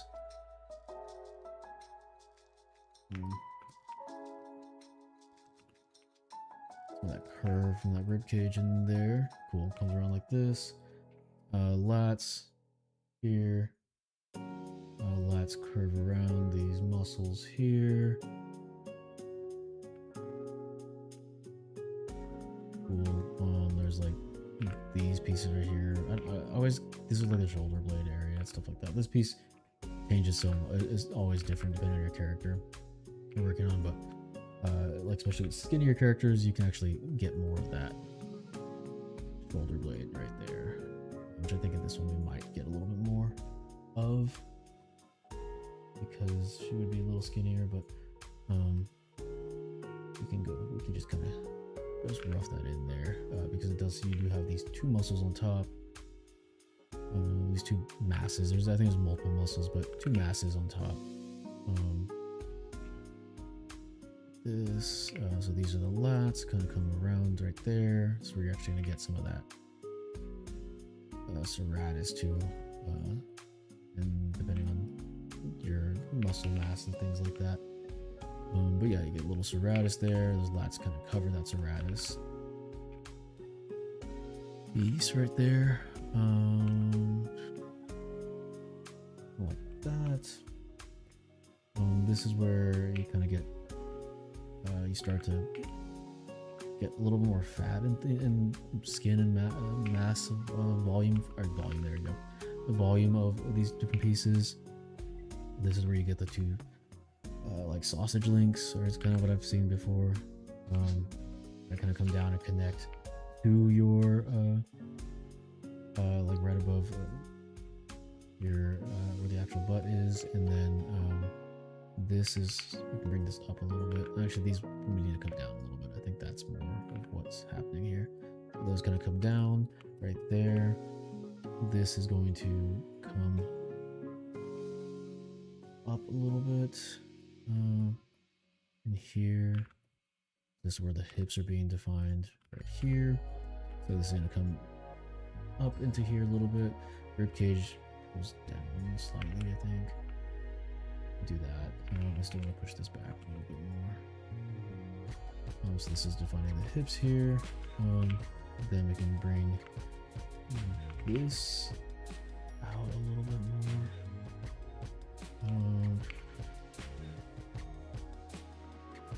Like that. And this part is where, so these connect, but they also like do, these connect, but they also do, yeah, they also do start to fade in here at this point. it's like this whole area becomes just like it becomes very not defined over here. There's more, I think, just more volume from different fat and muscle and everything.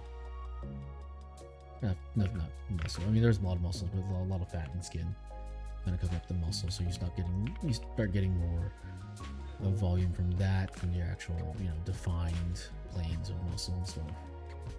That's why you have to study real people and not just anatomy stuff. Otherwise, you make everything just super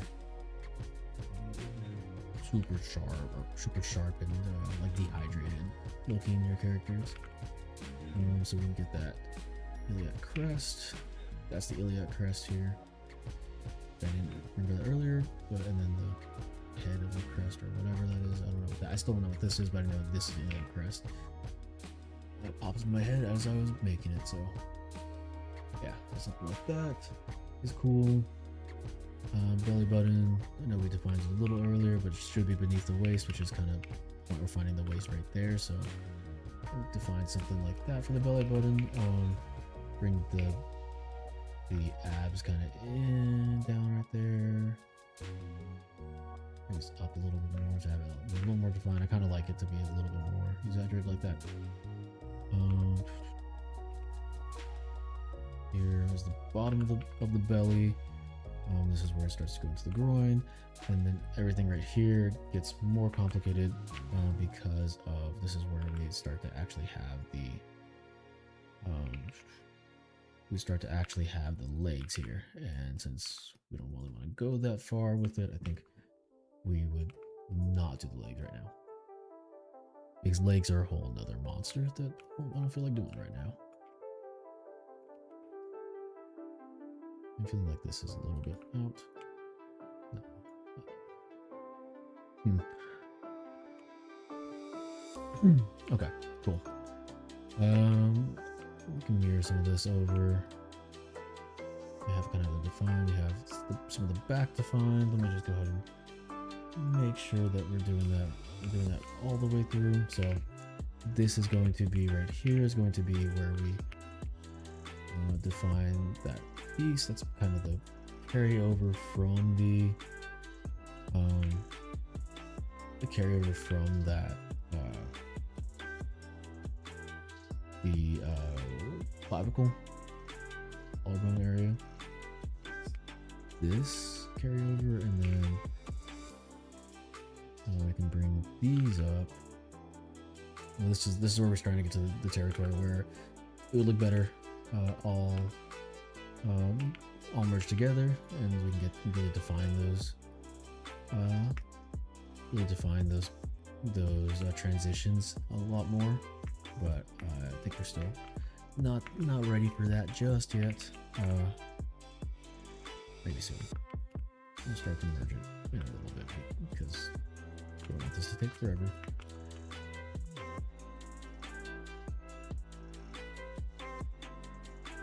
So yeah, we can really define that right there. Boom, that like top of the delt.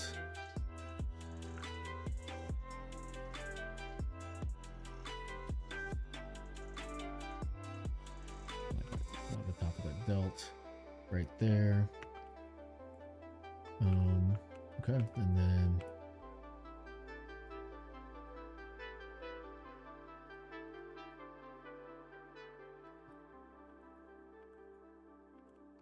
this is usually softer actually right here, but I'll go ahead and define that chin right there. We can bring all this in a little bit more. We can bring this down a little bit more.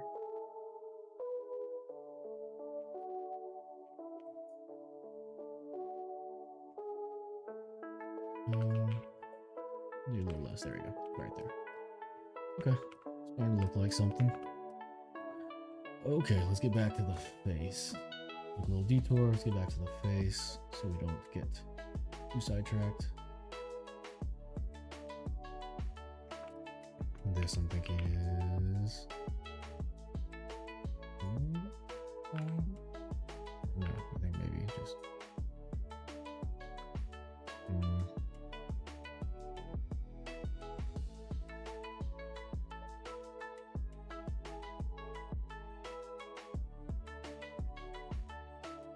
Yeah, something like that's fine.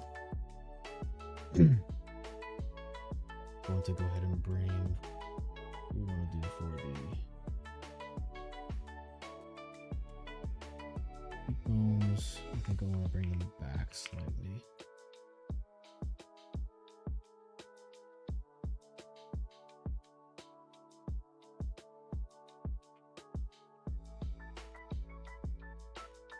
Cool.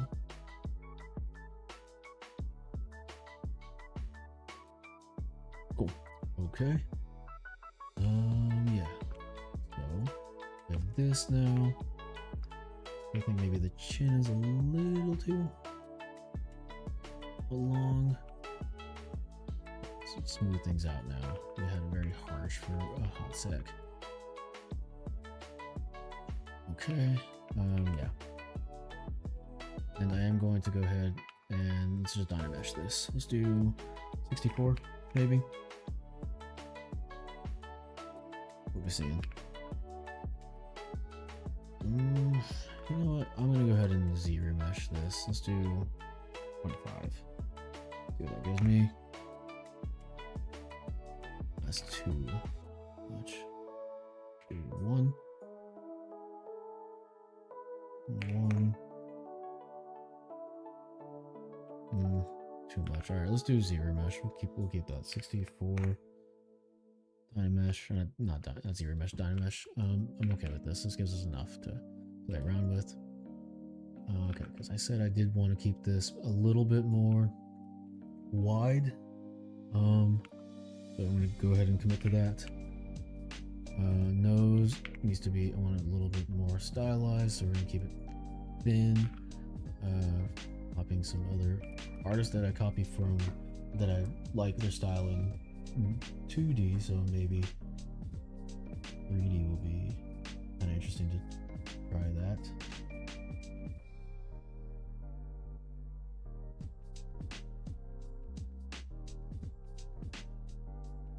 But noses are cool. I do like a good nose. In drawing, I think it can help make a piece look really cool. The character look really cool if they have a good defined nose. Whatever the style is, just kind of feel like when it just feels defined in whatever style.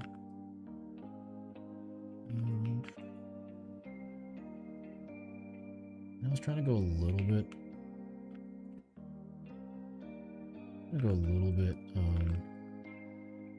Thinner with it, or smaller with it, but I'm kind of liking the idea of making it a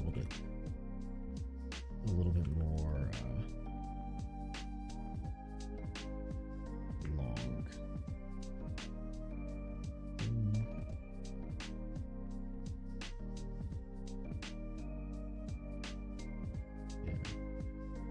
Yeah. Okay, these proportions.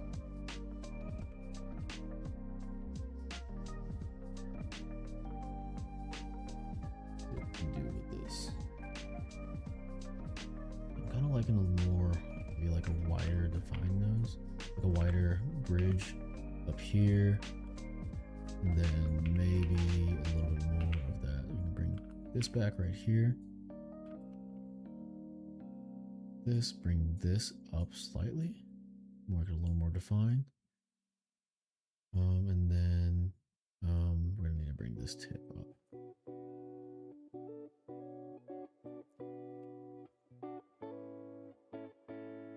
I'm hoping that noses are a little bit easier because I've drawn a ton of them. I understand their planes a little bit more than I did in the past. Nose just, I think that's definitely helped. I want this to be, kind of understand it in planes makes a big difference. Maybe bring this in a little bit. We want to bring, because basically what we're dealing with here is this is the bridge of the nose. This is the nose bone. This is the cartilage, which starts right around there, right there.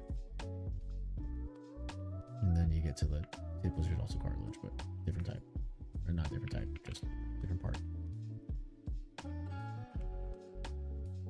Okay. Longer nose, still small. I'm thinking more pointed,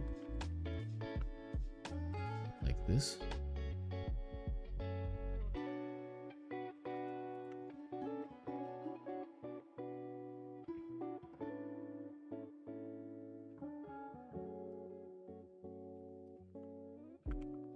Okay.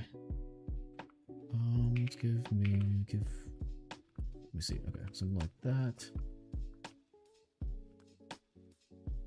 That back a little bit. Okay, like this.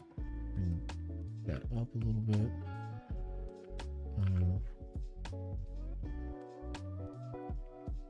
And we have also been not changing it just yet, but we've been sculpting in not dynamic perspective, which changes the look. I like to do this in the beginning because it's easier, I think, to block things out like this. But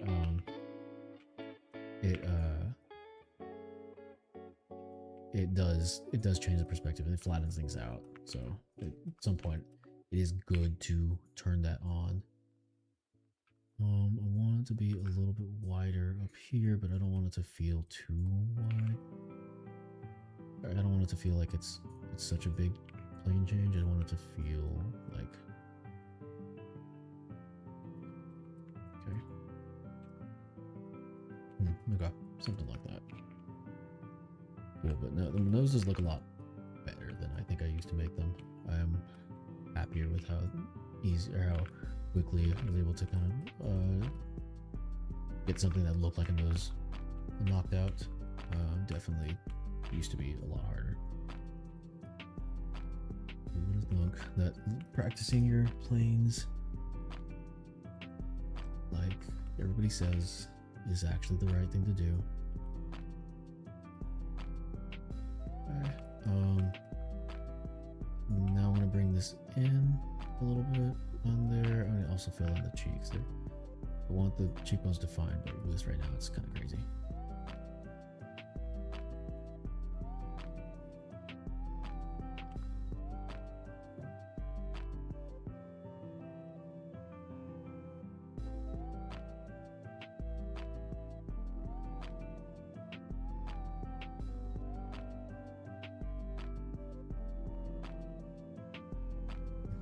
Okay, so go ahead and bring. I think the jaw. Bring the jaw in will really help stylize this. Bringing the cheekbone kind of out like that. And maybe kind of bringing it very top heavy like that might be better. Okay, let's get some rough lips in there. These are already I've already got the mound going a little bit, but I think we can better. Little Tom Holland face right now. There we go. Little Tom Holland pout there. Let's see, it looks like Timothy Chalamet right now. With that gauntness of it. But we need to soften. I think maybe we need to soften all this, round this out up here. Okay, let's figure out these lips now. What am I thinking for?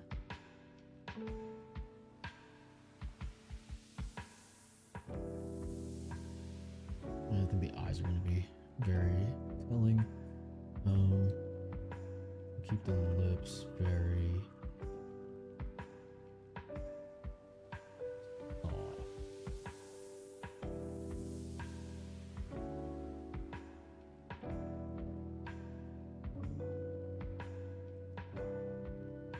yeah.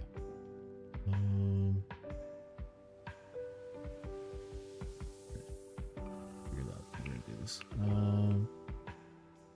Here.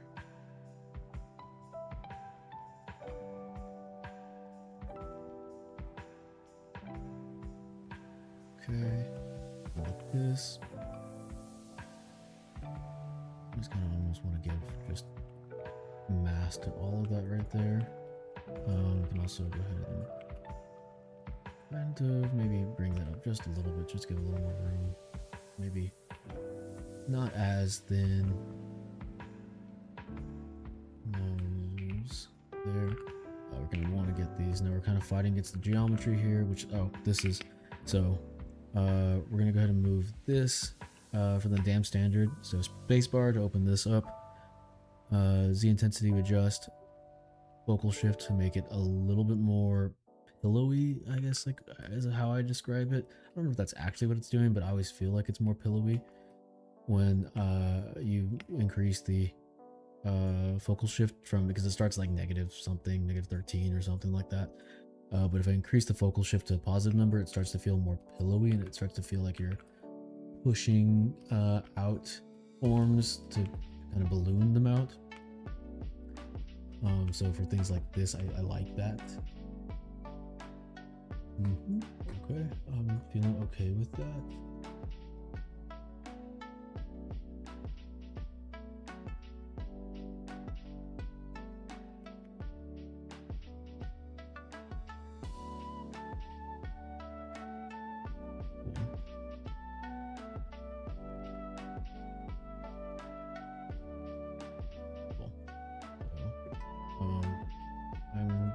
I'm going to debating whether the lips should be smaller to kind of make it like feel more stylized. There's two ways you can do: smaller lips like that, or kind of bigger. I don't know. We're gonna kind of do something between right now. See what that looks like. Also, I am pressing Alt a lot when I do something. So sometimes if I'm doing damn standard and instead of carving in like it normally does, I want it to, you know, make a line on top, like a sharp line on top, like to kind of paint in the planes, specific planes. I'll hit Alt because it does the opposite of whatever you have going on. Cool. So yeah, for like crisping up that edge of like the upper lip, something like that, add something where I would use the Alt damn standard. Oop, not that. Bring this in a little bit, bring this up a little bit. It's just, there's like a little piece of fat or something around there that I'm trying to capture. We gotta get a little more volume to this. I think I was going too hard here, so a little more volume. We do want the lips should wrap around the what is the mound of the teeth, or the barrel of the teeth, or something like that. It's like almost like a cylinder. I don't. There's like a correct term for the shape it makes, but it should wrap around. So bring out the skull again. That circular shape, that half circle, should wrap around. So we do want to make sure that when we look at it from the bottom, that's why looking from the bottom is so useful, because yeah, you can wrap around that barrel shape of the mouth. Ooh, that looks bad though. Too intense like that, which probably means that this is just too far out. This is probably also too far out. I like the idea of pulling it out, but I think this is too far out. All of this needs to be maybe brought in a bit.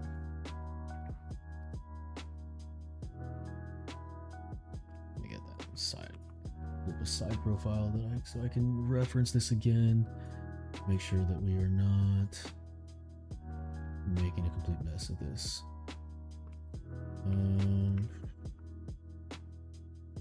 Because right now this lip is very thin on top. It's not coming out. We do want a little bit, yeah, like if we're doing a side profile, we are going to want a little bit of this I don't know, I would say like the curve, I guess it comes out in that top lip. The nose will still probably be longer, but we do want it to kind of flow into the lip like that. The top lip does come out, and then this as well will come forward, is wrapping around that mound of teeth who would ever. Almost thinking maybe bring that down a little bit more so it takes up more of the mouth area. Still thinking this chin is not completely right. Too defined or too. Something's not right about that. Okay, but yeah, we can go ahead and carve out the under area of the lips, so the area underneath the lips that's kind of overhanging. The bottom lip is kind of has an overhang of. That was a mess of a sentence. Cool. So something like this. We can go ahead and bring.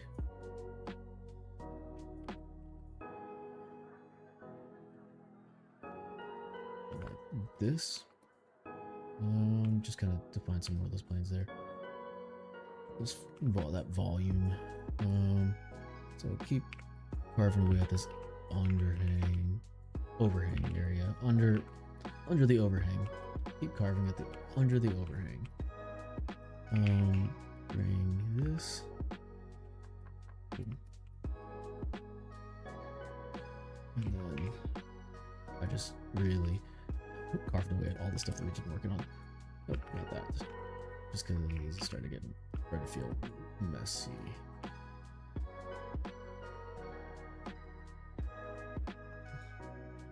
Probably shouldn't have done that though. A little too heavy-handed there. It's fine. Okay, this is the area underneath. Yeah, I'm also fighting against the resolution here. And that's kind of me being a little more difficult than I need to be. I probably could give more resolution. I probably warrants more resolution because we are fighting at this level. But I really don't like to jump up in resolution until I feel like we're ready. Hi, hey Laura. Yeah, thank you. Night's going well too. My night is going well. Just kind of doing some chill sculpting. How long have I been doing 3D? Let's see. I started it probably about 10 years ago now.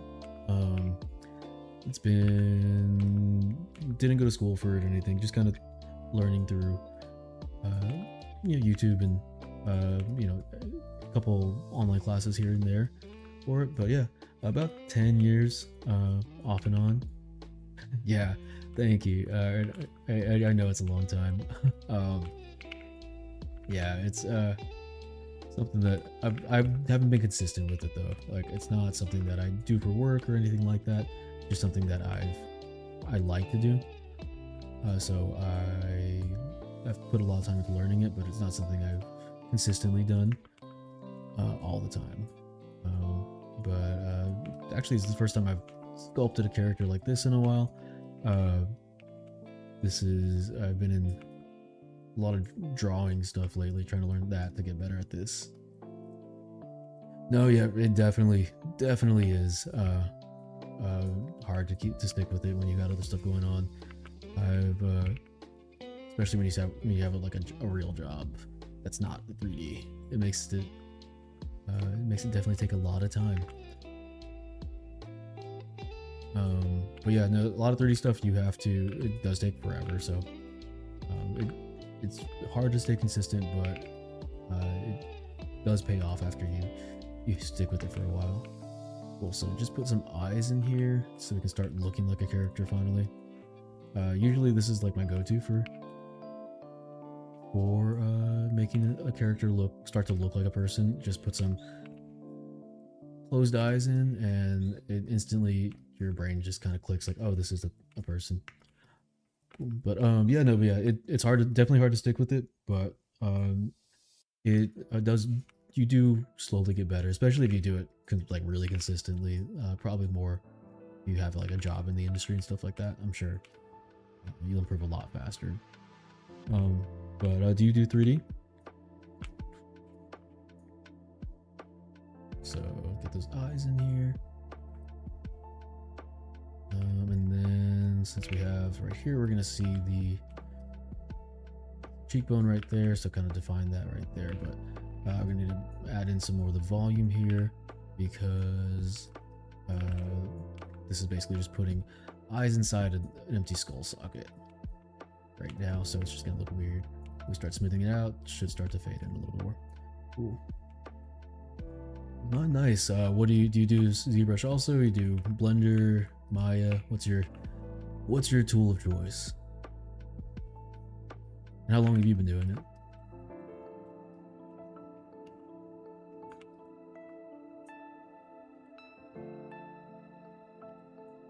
Okay, get that.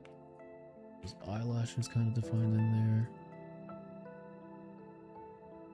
Cool. And then we want to get some eyebrow in there too, because one of the tips I learned from another artist. They always said if you can get eyebrows in quickly, it also starts to look like a person a lot quicker.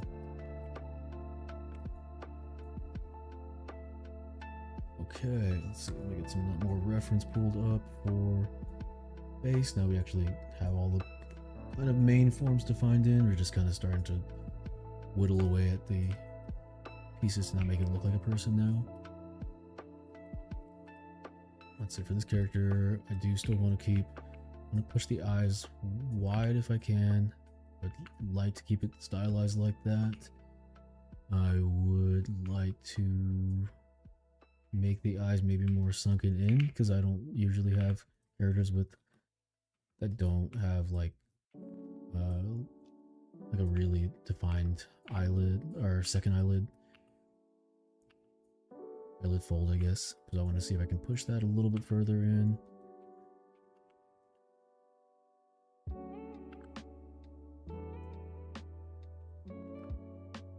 My substance, no, yeah, no, that's the fun part about fun. I don't know how fun, but 3D definitely requires so many different programs to actually do anything.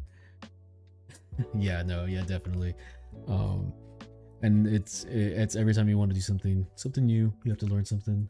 Like you have to learn how to navigate the program. Even it's always a little bit of a buy-in. But that's cool though. I think Maya is probably the one that I just recently learned, because I did everything through like YouTube and free stuff. So Blender was my first one, but I actually do like Maya now.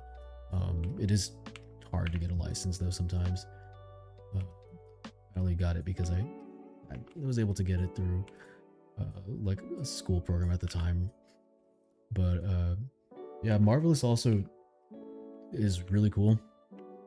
That is something I also have not put a lot of time into learning as much as I should. I've done stuff in it, and you can do really cool stuff, but it's like a whole different skill set. You're almost having to learn how to actually put things together in real life, with some real like patterns and stuff like that. Cool. It's pricey. At least they do offer indie. The indie is nicer. I don't remember if they had that when I first started too. I remember it being like just insanely expensive when I first looked at it. But it's cool. I do like 3 topology tools in Maya are crazy good. Blender's got some add-ons that are pretty good, but Maya, when I first did retopology in Maya, so nice. And I do like their gizmo or whatever, the little manipulator you have. I think it's actually more intuitive than some of the Blender stuff. Maya does crash on me a lot though. That was the one thing. For whatever reason, I was probably doing something wrong, but Maya did crash a whole lot more. Let's see. But if you had to pick a favorite out of all of them, which would you be? What's the one that you, when you go into it, you're like, you kind of dread having to go into it, you do it because you need to, and like what's the one that actually you like enjoy being in the most?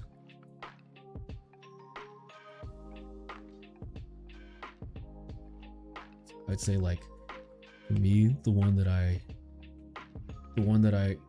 go into because I have to is probably going to be something like, honestly, it's probably Substance Designer right now. I like it a lot, but it's it's still I need to learn that one a lot more. But I like being able to make things for especially when I've been doing more game stuff.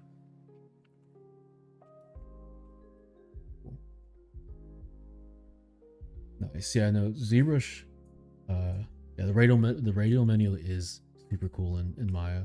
But yeah, ZBrush and Marvelous, those are definitely cool ones. I think ZBrush would, if I could only do one, even if I couldn't make anything else, I think ZBrush would be the one I like to be in the most too, just because sculpting's really cool. But yeah, no, Marvelous is cool. It's one that I definitely need to do a little more practice on. I think there's just a different way of thinking too for that. Nice. Yeah, no, Substance, I can see the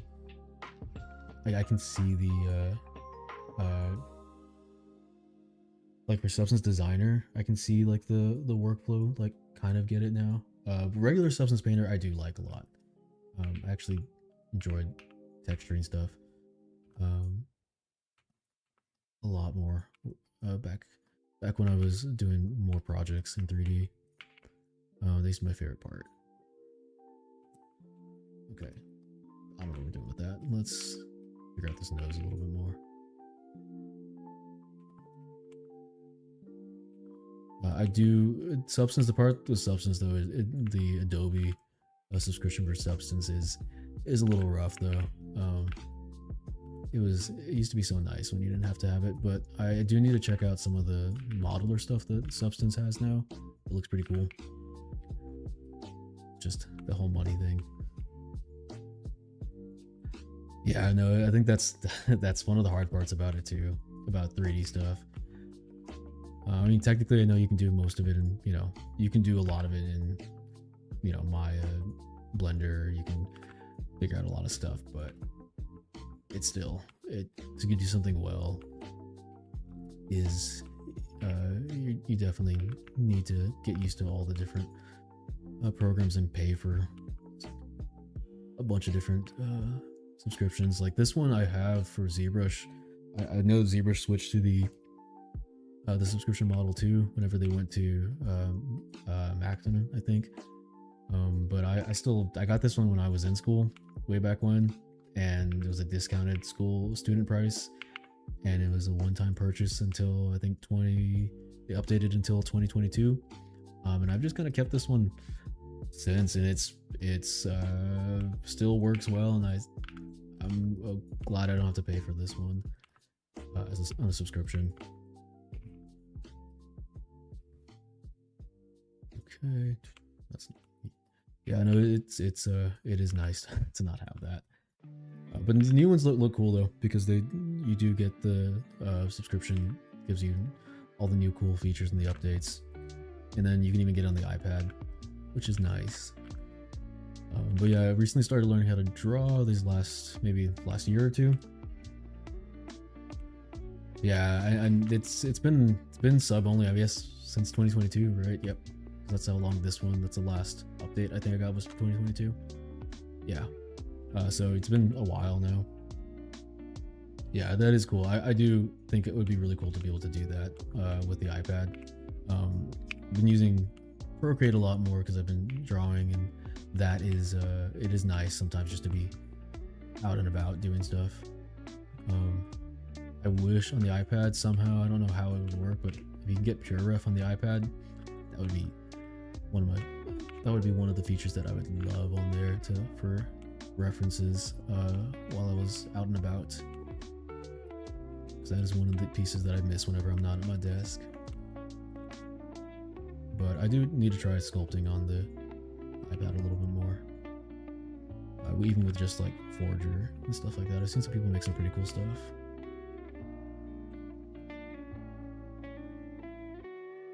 So what about what's your favorite projects you've done?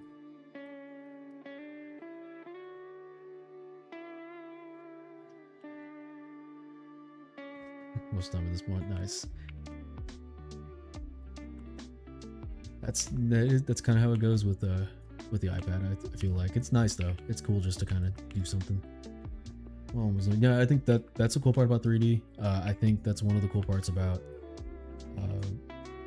I feel like a lot of art stuff. I've learned a lot of weird things because from both. I mean, I've learned a lot from like technical skills and things like that. But a lot of times when you're looking up references for stuff, you're just kind of pulling out random things from the internet. You get pulled down rabbit holes on Pinterest and just finding different references to use. I think I've learned a lot about random things just to get some cool projects out.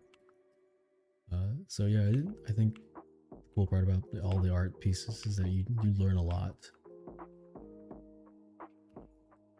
Never stop learning with this. And then when you think you know everything, there's something else comes out and you have to relearn everything. So it's never finished. Okay, let me go ahead and put her as half a model for a little bit. So let's go ahead and just start mirroring these over. Pretty sure there's a faster way to do this in there, but let's just mirror and weld.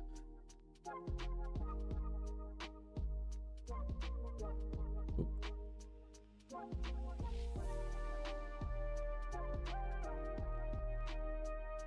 Nice. Where did my thing go?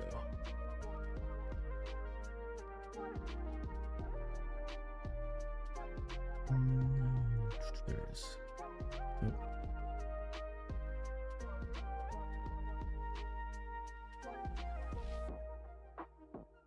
There we go. Cool. Oh, ZBrush. One of my favorite tools, but still one of the weirdest UIs in any 3D software. But yeah, what kind of projects do you do? Do you like have like a specific sort of like category of things you like to do? Is it like character stuff? You know, more like objects and props and things like that. Also, environment stuff is pretty cool. It's been getting more into that lately. But people who can do environment stuff well are kind of insane. That's a lot. There's a lot that goes into that. Okay, let's get this base. I think I'm gonna need to finally bite the bullet and up the resolution a little bit.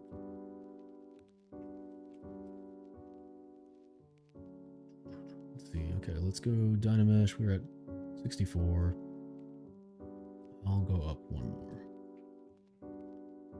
Actually, well, let me see what 64 looks like if I just re-Dynamesh. Now, let's go up. Go up to 128. Not 1000, that would be crazy. 128. Nice. Oh, that's really cool. Environment artists are that it's crazy the amount that has to go into it. That's really cool though. I think environment stuff is really insane. But yeah, I think characters are cool. I think it's a really solid. It's a really solid way, a really solid like 3D project to do. The way you can learn a lot of different things because you can do a lot with the characters. And they're just fun. I think characters are the most fun. But that's cool. You work in the industry. Where I guess if you can, that's not under NDA, right? Where did you work?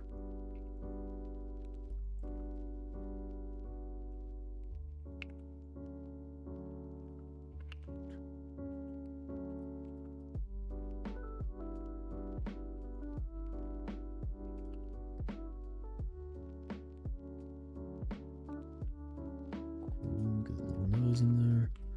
I need to define these planes a little bit more now. Now that we have the resolution to actually do that. Okay, let's see. So go there.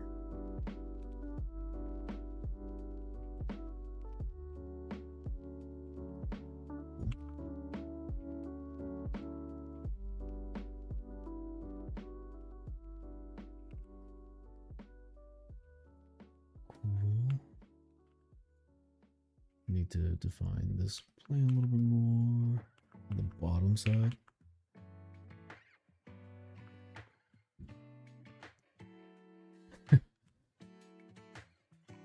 dude, that sucks. I know that's rough in the industry, that with all the layoffs and things like that. Um, yeah, I know that it is rough. I think it's always sad to hear about like projects that are canceled, because I know that like any project, even if it gets canceled, has a ton of artists on it that have done a ton of great work. So that is sad to hear. It's a sad thing that happens in the industry. But it's still cool. It's still cool you got to spend time in it though.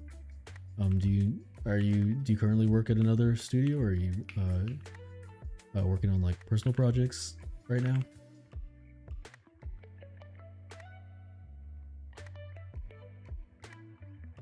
I guess if it, what kind of environments did you work on? I guess if I would assume if it's not coming out, that you can share that now. Oh, that's really cool. Dang. Okay, starting your own company. That's dope. Do you have plans for a game or a project that, like a bigger project for the company?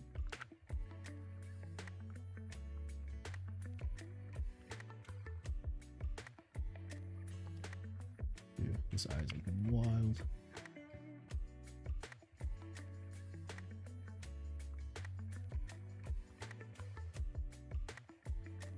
It was nice. Okay, that's dope. For a maze-like environment. Nice. Sci-fi elements. Sci-fi elements are. I've been doing a lot of research on a piece I've been working on, and the amount of references I had to look at for sci-fi things to make it feel right is kind of crazy. It's a tough one to do well.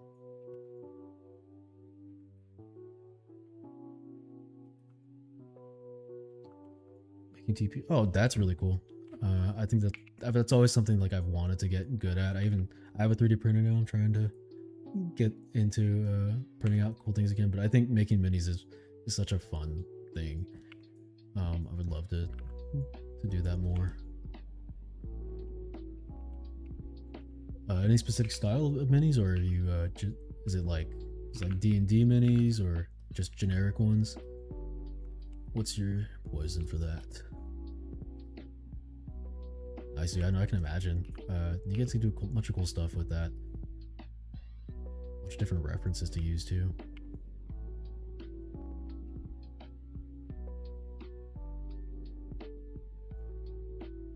Kind of D&D. Yeah, just like fantasy RPG minis. Nice. That's really cool. Are they all designed by you, or do you have other people working with you? Do you have an Instagram also to like show off your stuff?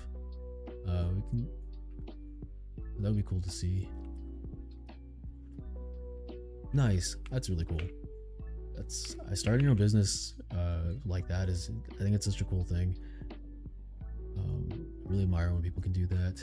It's something that like always thought about, but never actually been, anywhere near organized enough to figure out what I would actually do. So that's really cool.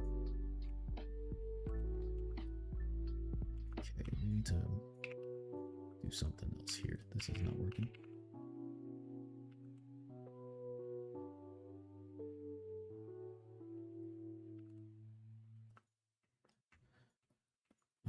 This is crazy. Okay.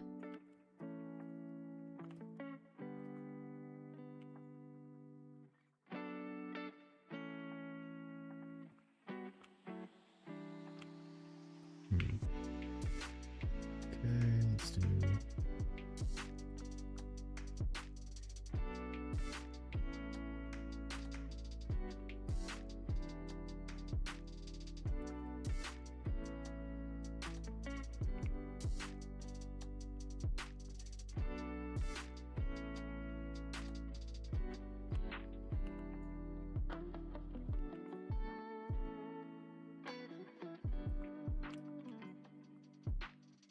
Wednesday, I'm going to launch in October, so there's a few options ready to go. And streaming them through. Nice. Them though, It's been fun. Maybe new people in the app. No, it is cool. Running me other streamers as well. No, yeah, that is really cool. I definitely need to. I just started streaming too, just to kind of get better at getting my setup, my whole desk setup and recording setup figured out. Just figure out all the tech issues and stuff. Mostly just practice right now, but I do need to get better about actually figuring out the different communities too. I think, yeah, because I think that's like one of the best ways to improve your art too, is to have other people that are artists that do stuff. So still figuring it out. Most of the tech issues have been figured out too, which has been cool. But I've been setting up my studio and stuff like that too, to get a little bit more different types of content out, with a few other ideas I've had been floating around. But you know, I think streaming is really cool. It helps keep you focused too. That is true. I think that's kind of been the piece about streaming that I've liked and I've been trying to get better at. Even if it's like not a big stream, it's just kind of like, you know, simple stuff. Even if you don't have anybody around, just to get better about being consistent about like just sitting down and doing art for a set period of time. I think is really cool. Yeah, I do have a schedule right now. This week's been a little weird because I've been redoing the studio, because as you can see I have one single light, so it's been pretty big changes right now. But yeah, no, I usually try to do 7:30 on Tuesday and Wednesday, or Tuesday or Wednesday, and then at least on Friday also at 7:30 till, you know, whenever, and then Saturdays sometimes. It's a super light schedule right now, but it's just with work and everything, that's kind of what works out, and it's something that I try to keep consistent about, or at least so I don't burn out in the beginning. Yeah, it is. Yeah, I prefer to be like things to be a little later in the day. I mean, because I have work too, so it makes sense. But I've always, when I've done art, it's always been like really late. Just in general, it's like when the creative time is always for me. So I like it. I like it a little later. But yeah, right now it's just been really chill sessions. Just, you know, usually you get like 1 or 2 people come through, and just being consistent about it is kind of the main thing, and figuring out what it's like to do art when there's other people around is kind of just part of it too. Learning how to talk for a longer period of time is also something I'm trying to figure out, because a lot of times when I'd be doing art, it would just be very, you know, by myself, very quiet. So I wanted to get better at that too, so I can have more of a community. But yeah, I think the main piece is it's nice to have a community. I think that's something that I felt when I was a little bit younger doing art too, was I had more of a community and more, you know, doing things like D&D and stuff like that with my friends. So there was more creative outlets that made new art easier to make. And then when everybody got, you know, in jobs and everything like that, it's harder to get that community and that creative outlet. So I figured streaming is kind of cool to help get some of that creative friction going. And thank you. Yeah, trying to practice just keeping the you know, dialogue going even when no one's there. But yeah, thank you. I appreciate you stopping by too. It is nice to be able to talk to somebody too when you're doing it. It makes it a little more collaborative. But yeah, I mean, this piece also is just kind of, it's just a sketchy piece right now. But yeah, I've been doing a lot of drawing lately. That's been the main stuff. So it's been a hot second since I've been in ZBrush. Yeah, I don't know what that face. Oh, I haven't saved in probably like 2 hours. I should probably do that.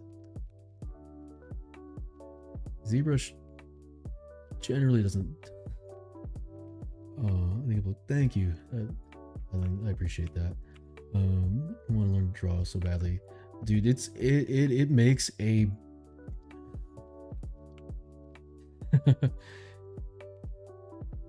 No, but it makes a difference learning how to draw. I think I I learned how to do 3D because I wanted to make, I think, like fan art or something.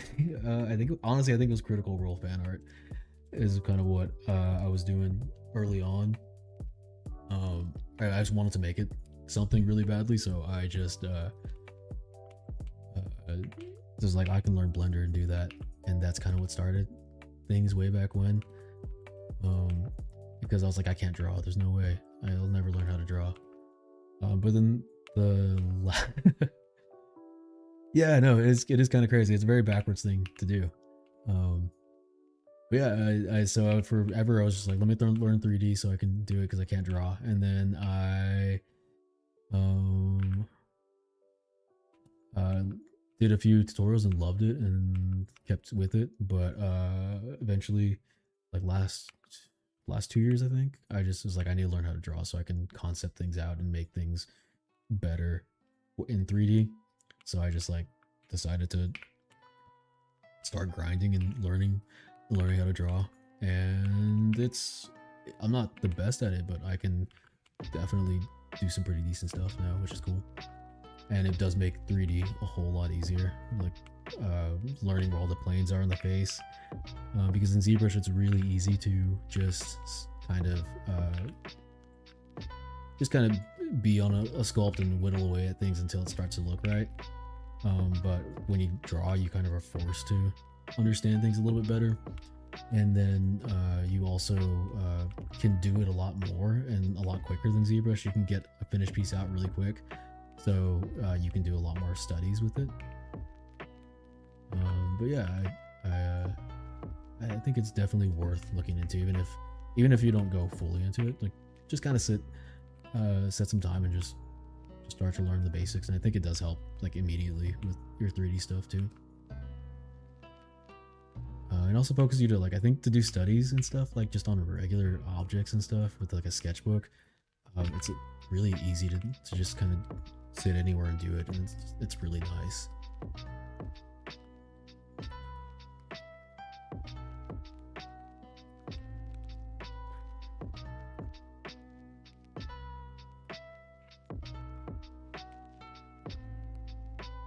But I just got through a month-long challenge of just doing animal studies, and it was cool to be able to commit to making a finished piece every day, which I think is something in 3D it's a lot harder to do, to make something finished in a short amount of time.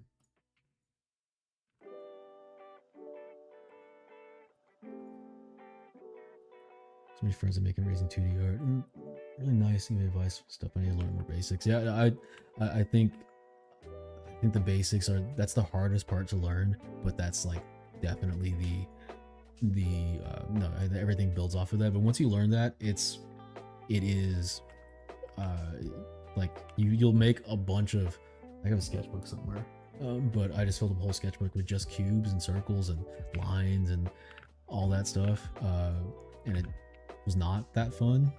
It was kind of fun, but it's in the beginning you'll struggle with it a lot and it doesn't make sense and it'll just be kind of annoying. But then at some point your brain just kind of is like, oh, I understand how to do that. I can make a cube anywhere. And then you can start just making stuff from imagination, and that's super cool. I struggle the most with perspective since I don't need. Yeah, I think that's something I still struggle with too in art drawing. But you start to get the hang of it a little bit, and it does help, because being able to draw anything in at least somewhat of perspective does help your 3D stuff as well, because you don't have to rely on just the camera angles to understand what something should look like. And also when you're looking at references, you're like, oh, I can see how the perspective is warping this reference, so I kind of understand what I can kind of imagine what the reference is showing a little bit better. Okay.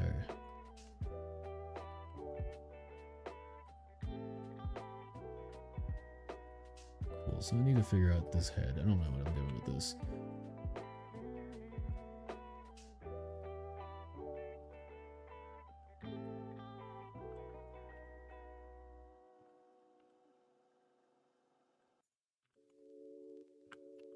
Let's do BS. What's snake hook? Snake hook is BS. Snake hook is BSH. Oh, I thought that changed.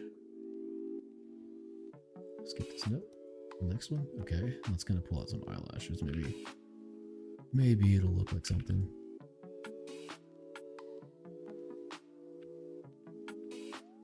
I think one of the things about doing stuff in 2D too is it helped me be a little less rigid about how I did 3D, because when you do things in 3D it takes so long that you don't want to like break anything sometimes, and you don't want to mess up your stuff. But since when you do things in 2D, it's like everything is so so quick that you can make a lot more mistakes. You can be a lot less precise about it, and then you just start to realize that you can kind of do that with all art, and it's okay.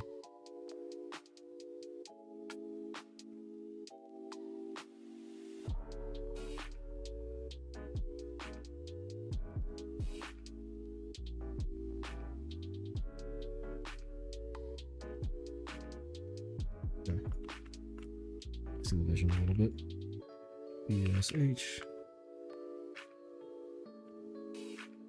Got a snake hooked out some eyelashes to help sell something here.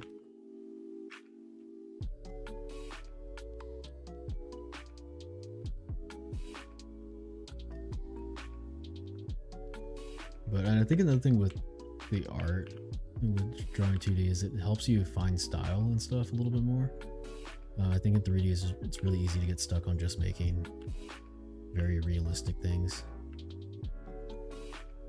But I kind of find that I think a lot of stuff now feels more interesting. Stuff is not like the super photorealistic stuff in 3D, because I guess now it's a lot easier to get photorealistic with all this stuff.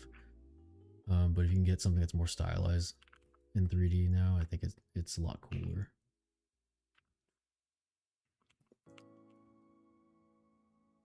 Okay, let's try that.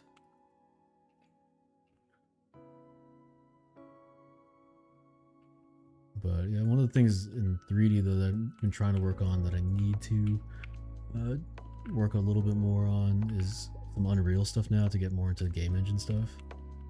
That's something that I've never really done until recently, but I think it's pretty cool.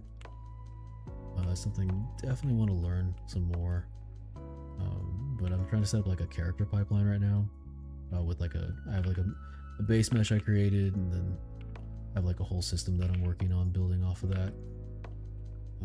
But I think that's kind of where I want to move more a little bit in 3D stuff, because I think it lets you kind of play with your 3D creations a little bit more if you can get it in the game engine. And that's where I see a lot of artists doing that more and more now too, since Unreal's got some pretty cool features in it.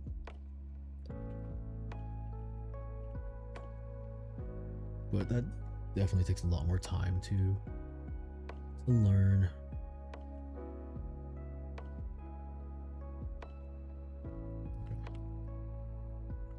I like the flatter face a little bit better.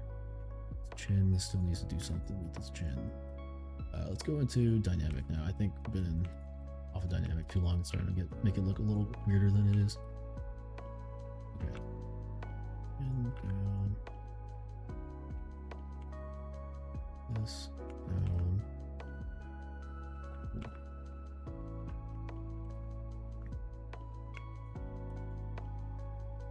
Cool.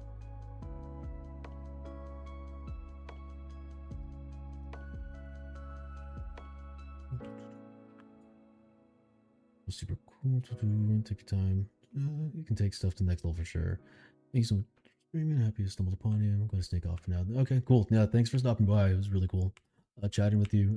Yeah, if you ever, or I guess I'll find you after this, and maybe I'll catch one of your streams. It'd be cool to see your work. And if you ever get an Instagram or anything like that, yeah, just it would be cool to see all your creations. But yeah, thanks for stopping by. Had a good time when you're here. hopefully I can finish this and get something cool looking. Nice. I'm glad. I'm glad you enjoyed it. And I didn't even see that you followed. I apologize. I need to get better about my alerts. But yeah, thanks for following too. Yeah, super cool. Definitely will try to catch one of your streams soon. But yeah, have a good night. Oh, another thing. Okay. Another tech thing to figure out. Okay, I'll figure that out. But yeah, cool. Thank you for letting me know. It's on the list now. Things to figure out.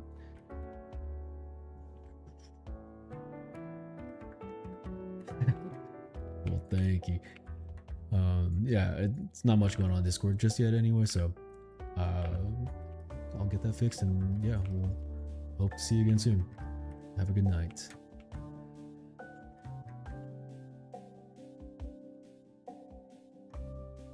Okay, let's see. So face is looking kind of facey.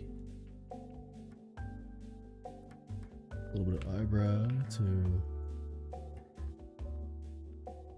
get something in here. Cool. And we'll also get this eyebrow in so we can have something that we can kind of landmark the brow ridge with. I think if I can make these a little bit bigger, maybe the eyes a little bigger, a little more stylized. Very bug-eyed right now, though. Maybe I need to give a little bit more of some sort of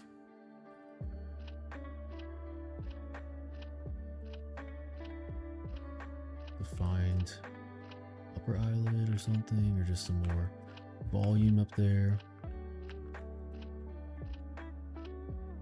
Maybe over here, a little more volume. And then in here we can kind of define out this eyeball socket a little bit more. Cool. Yep. Okay.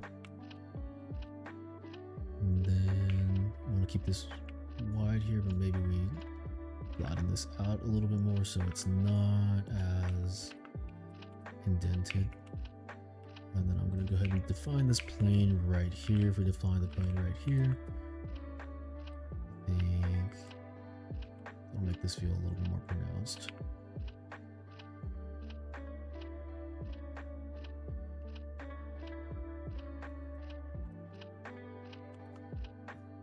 Okay.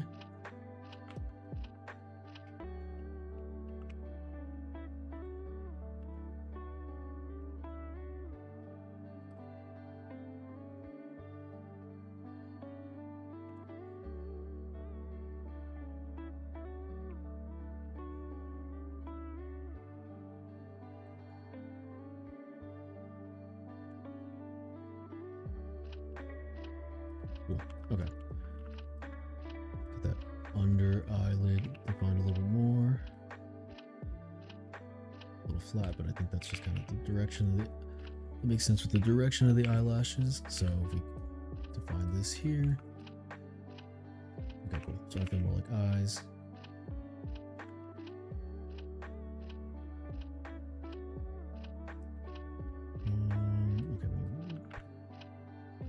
This piece right there a little bit more, and I think if we pull this, we pull that arcane I don't remember, I guess the separation between the eyelid and like where the nose bridge is, that little arcane line, that they like really highlight that in arcane. Yeah, okay, cool. Like this here. Just get that a little more defined in there. Cool. Lips, need to figure out what we're gonna do with these. Right now they are just kind of very flat.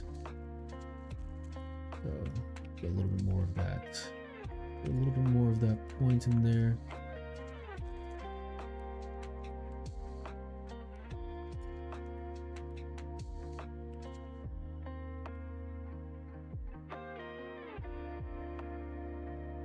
Cool. So I've got that point a little bit more defined, a lot edge right there.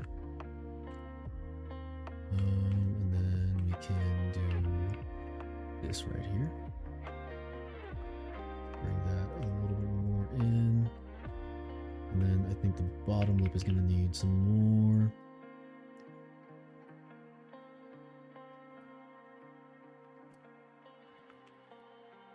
Yeah, some more volume there. But we have this very...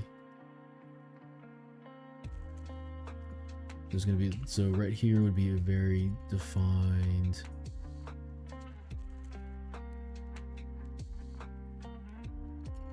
Yeah, okay, cool. I'm okay with that. Okay with her being a little more pouty. I'm okay with the... We can make the chin a little thinner. I've been making it thinner this whole time because I keep not liking it. But I kind of like... Maybe like right there. I'm okay with that. I'm okay with that. That's okay.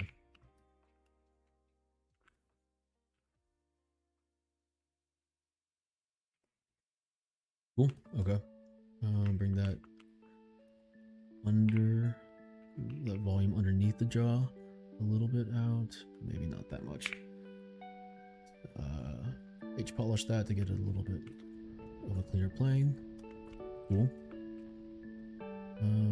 Get this maybe. Do we want to bring that out? Bring that in.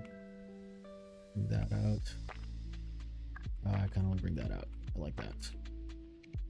Okay, I can bring this. Let me see. Boom, boom. Boom. Boom. Let's see. Let's put these Shift S.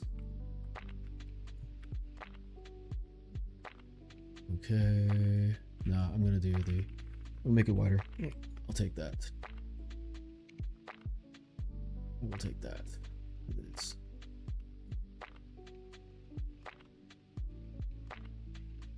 And then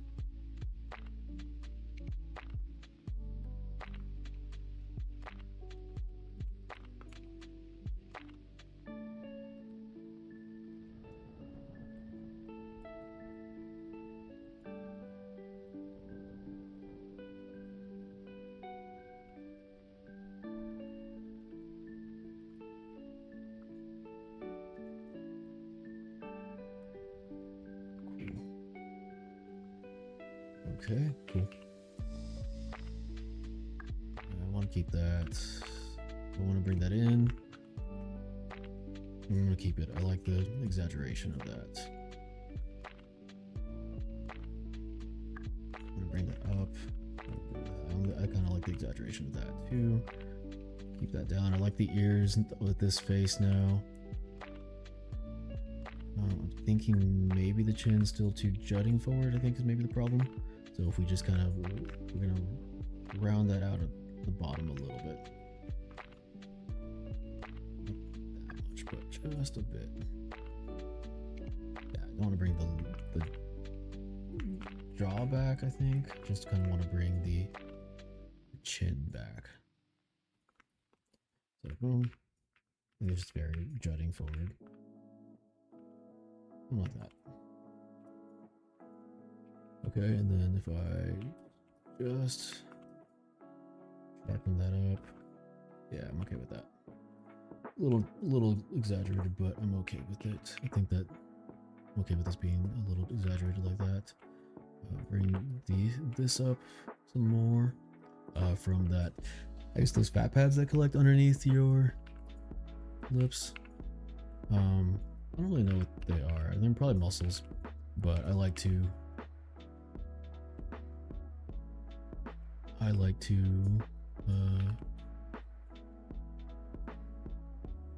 define those there because I think they look pretty cool. A very noticeable plane there. I'm gonna go ahead and bring this plane. Let's see, so this.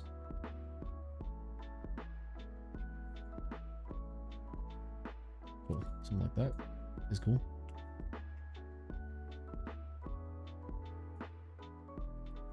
Maybe a little bit down. think from the side is kind of where I'm not liking the side profile of it. Of this one just yet. Let me check some reference for side profile because I think that might be where it's. I think it's probably side profile. Let me check the reference. I think it is the amount that the eyes kind of jut out.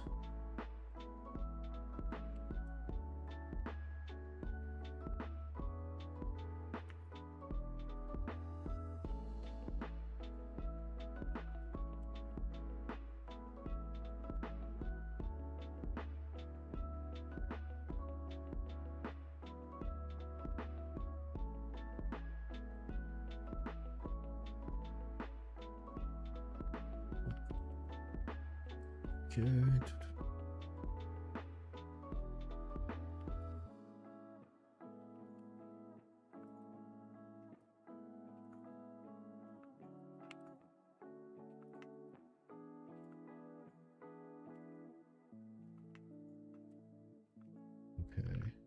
Okay. I'm gonna reverse. I don't undo. I'm gonna undo those.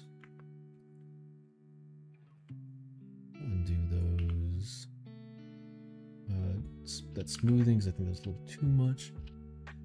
Maybe pull this back slightly. I think that something right here with the eyes, something on this side profile with the eyes that I think is too much.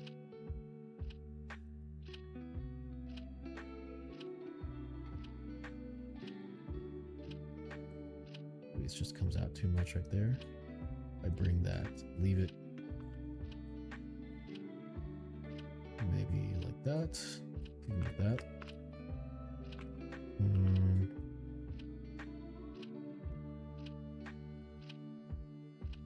Something like that. Okay, cool. So I think if I do something like this, I don't think I'm bringing the eyes too close together though. So I want to try to push that further apart. Try to keep them a little bit more stylized.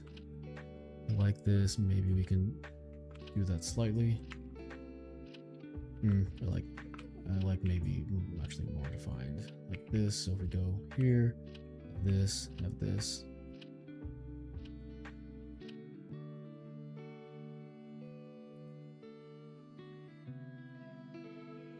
And then pull this back a little bit, bring the nostrils more defined. So we come in like this. Cool. So like that. Let's go ahead and give breasts. Just so we can get all the pieces in there, because that's the last piece of like the things that we will need to do. Okay.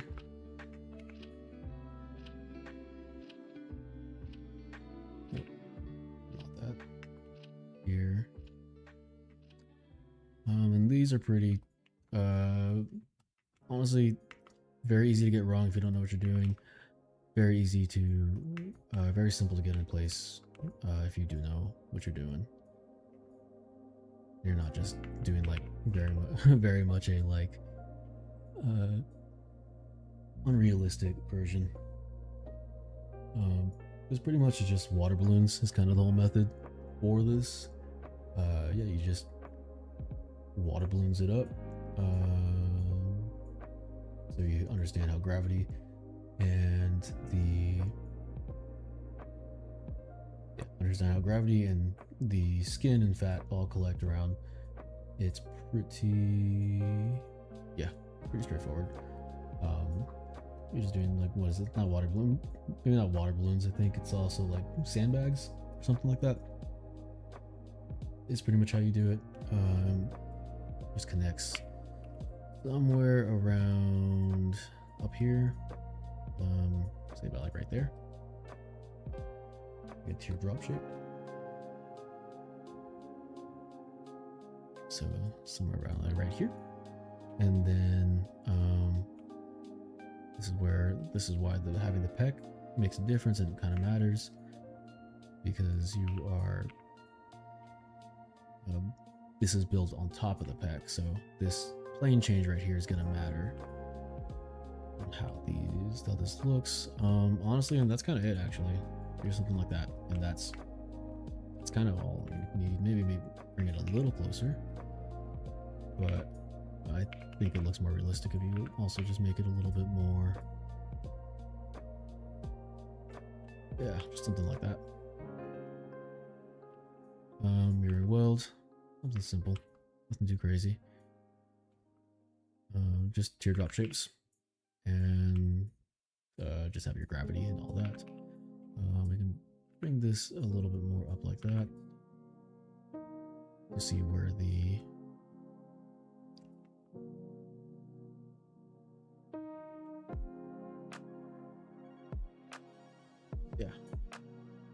a little more shape in there to make it a little more of a natural transition. We can bring this down a little bit more so we have some more of that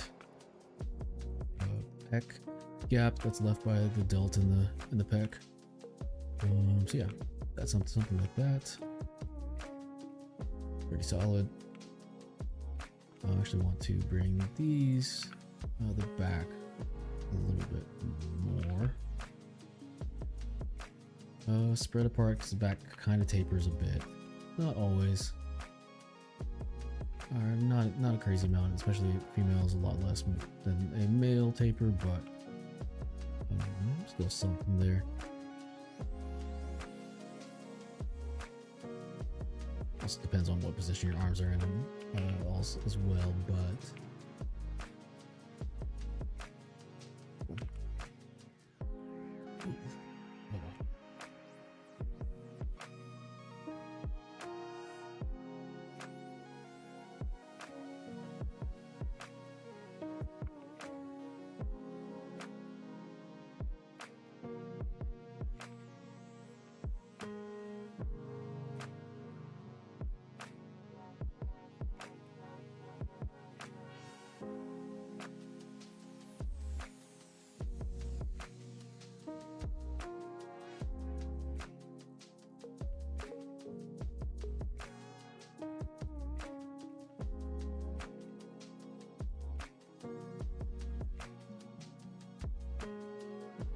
cool.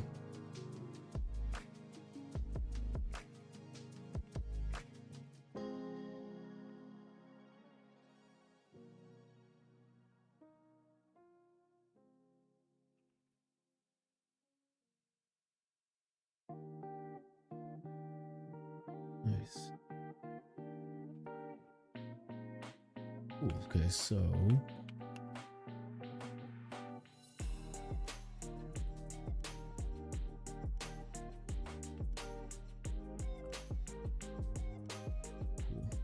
okay.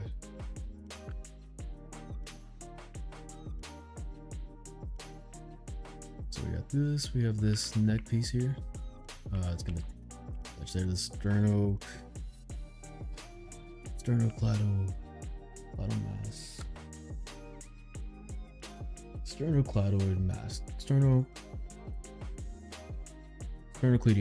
There we go. Sternocleidomastoid. This piece of the neck here. The sternocleidomastoid. All right. Remember that. Okay. Okay. I'm kind of vibing with this. How this is coming right now. I think everything's proportioned, mostly where I want it to be. So I'm gonna go ahead and just put all of this in a folder. New folder. Body. I don't know. Build. No, the body build. That works.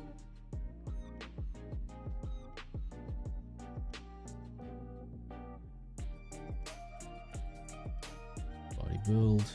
All this. Technically, I think I would want to keep the. I would want to keep the arms all separate. So I could.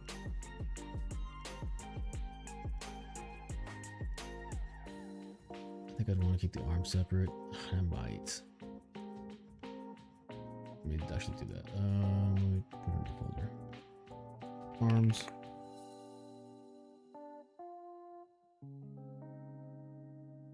Just in case we need to move these.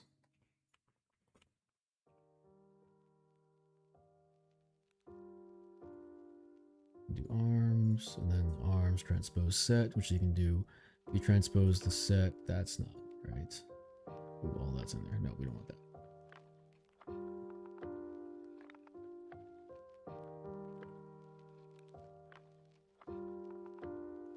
Let's see, what was this? This hands. No, we don't need that in there. That needs to be in the other one. And then also pecs need to be in the other one. And then the boobs also need to be in the other one. Cool. Okay, cool. So now we have all these, and now we have this transpose set. Actually, I'm gonna go ahead and put this as well in the other one. Yeah, putting the delts as well in the other one, just because I feel like the delts actually end up feeling like they're more part of they're more part of the body than the actual arms. So I'm okay with that. And then if we do, I believe we can duplicate this. Duplicate, yeah, cool. Always skip. Build. No, wait, what? What do we do there? Body build, duplicate. Oh, that's lame.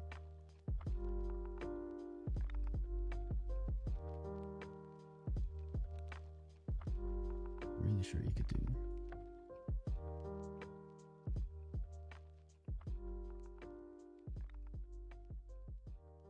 Yeah. Can do. Oh, dumb. Yeah. Okay. That's right. Okay, cool. Boom, boom, boom. Okay. Let's do that.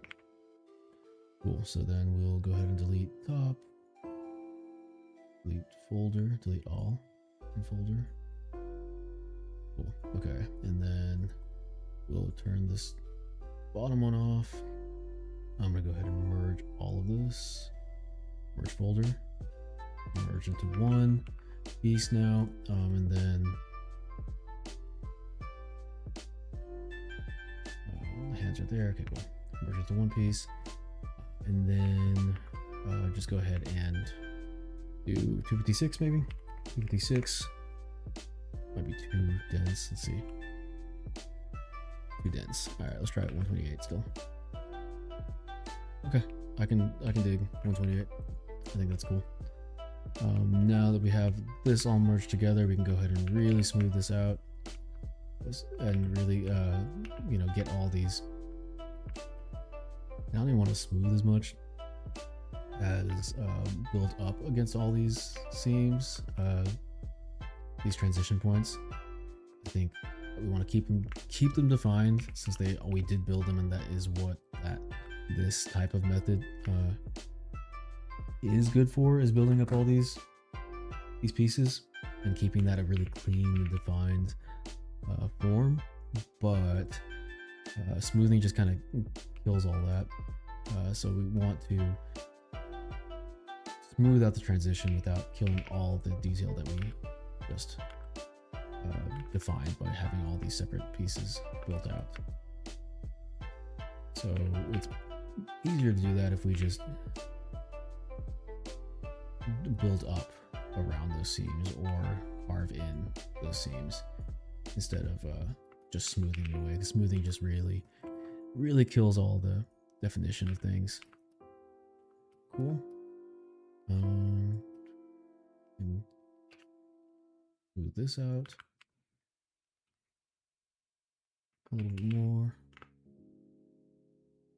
Cool. Bring this up here to kind of define this a bit more. Actually, I want to start away at this though. Cool. Yeah, okay, carve that. And then bring this back up here. We kept the arms separate, we can still move them around if we need to. I'm okay not merging those in. I think a big part that it's gonna make a difference is merging in all this neck area over here. Because right now it's just so separate.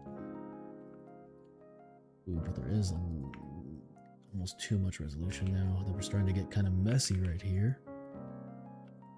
So we want to just start kind of pull that back a little bit, maybe even be BTD. Get some of that trim dynamic up in here to just pull that back a little bit more.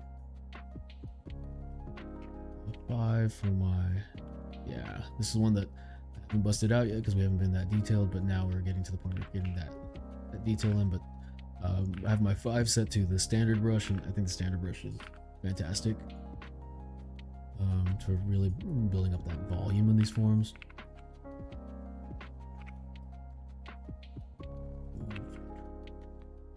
But yeah, so building all this up here, kind of smooth it out a little bit with the strokes that we build up instead of the actual smooth brush. But we still got to use it a little bit.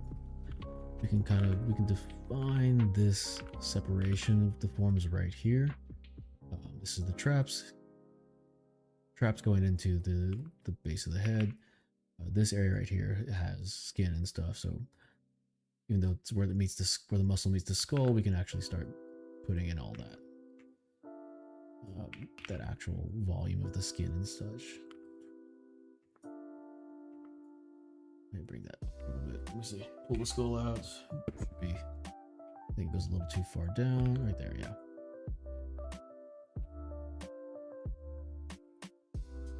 This part is the sternocleidomastoid. Cool. Smooth that out a little bit. Not too much though. Mastoid, but yeah, see, this part is it's done way quicker since we took the time to define all those primary forms in the beginning a lot more cleanly.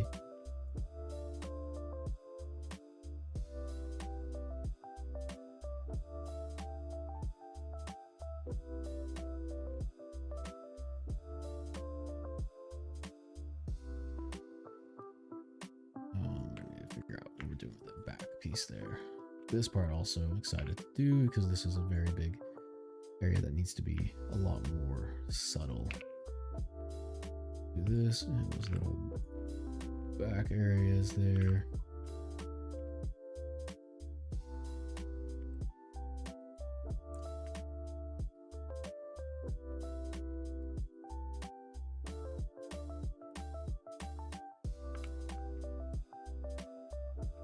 We can actually define the belly button a little bit more now because we have the geometry to do that. Cool. Also want to define the stomach a little bit more right in here. Kind of get those planes a little bit more defined.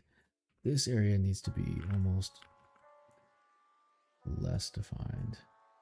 You know, that separation is too much right now. We can come down here, get some of that separation between the abs there. Yeah, we're a little too high poly for some of this.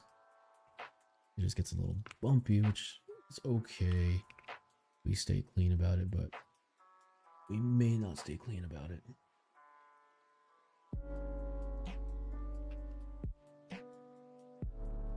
Okay, and then we want to define this out a little bit more. Make sure we keep those forms changes that we had defined, even though we are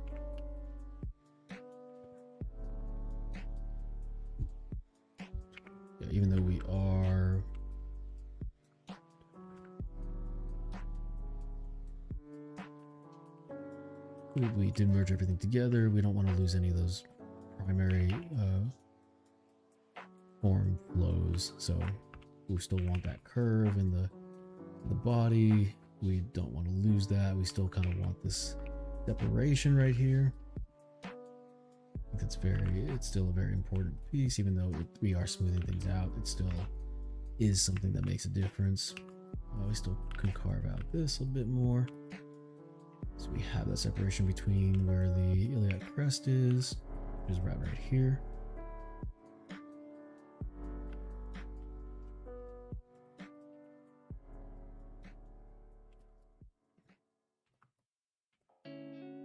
Cross right here.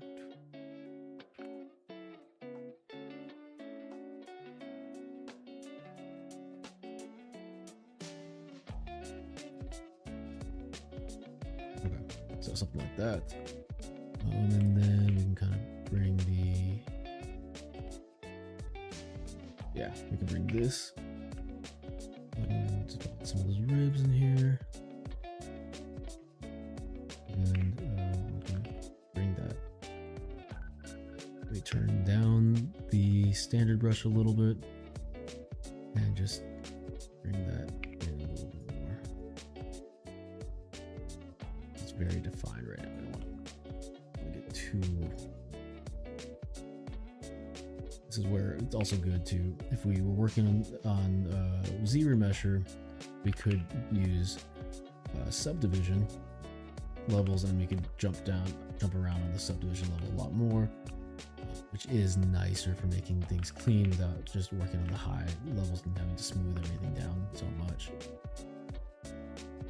So, yeah, this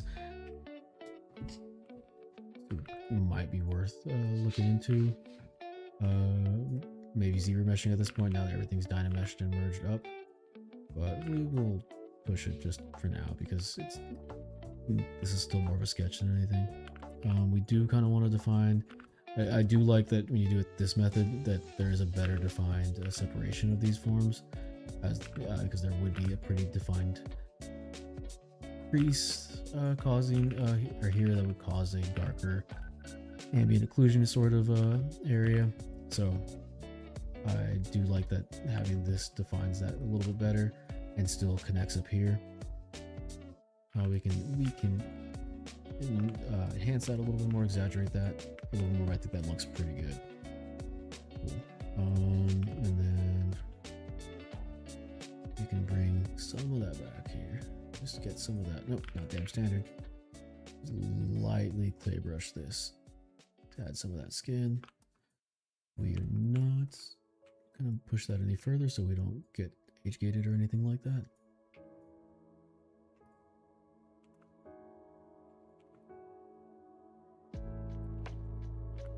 No nipple. Just keep whatever. Since this is still pec, we can still add some separation, some striation of that pec. I think definitely something there. I think we need to define that there is a transition here. That we defined, yeah, because this is not the same. It's not all the same form. This is on top of the pec. This is this end of the collarbone, the termination of the collarbone, and this point at the top of the delt is where it's supposed to be, but I think it was a little too intense, so we can pull that back a little bit. We can also, I think, pull down the traps a little bit. We have this character as being kind of skinnier, more thin. Like that, I think is okay. Maybe bring this out just slightly. Slightly widen, and then like this. Okay, and then yeah, so we have this we'll define that plane a little bit more right there. And just kind of have this. I like this coming up about right here.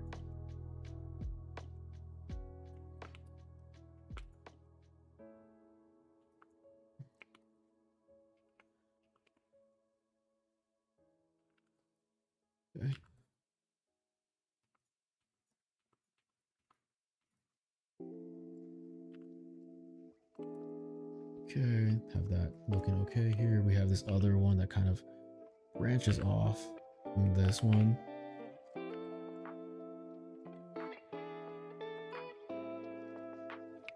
Like this.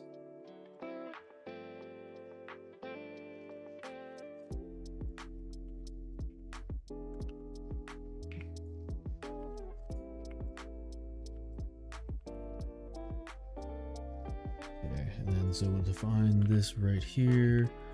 I think it looks pretty good. I think we can bring this back right here.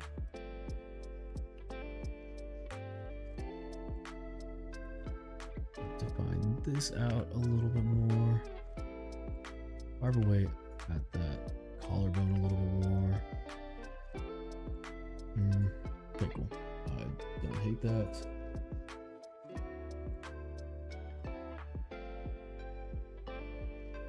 I think this needs to, the kind of fat buildup right around here will need to be a little more defined. And smooth that out. Bring that back up. I think I almost want to, we're going to bring the intensity of damp standard down. I want to bring the focal shift up a little bit more so we can get some more of that.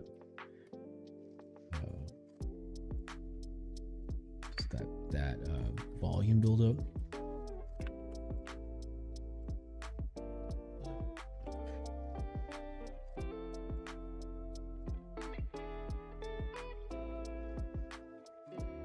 Cool. Like that feels okay.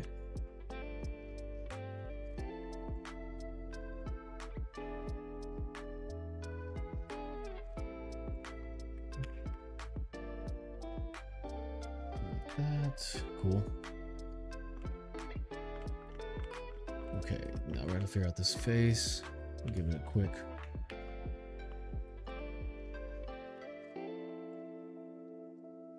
smooth out to just get rid of some of that bumpiness of it. Start to define this edge right here. I think we can carve that in a little bit more. Cool. Carve in that line a bit. Define that line, I guess. This piece right here, we can bring that in more. And I think if we do BIN, so inflate, we can maybe bring some of the volume around that line a little bit more defined. Well, we need to carve that piece right there. I don't know what that even is, but I need to carve that in there. Carve this right there. Carve all of that down there. I want this to be like that, more defined. Bring that down a little bit. BST. So I'm gonna go. No, not BST. I'm gonna go standard brush again, and then just bring that down a little bit. I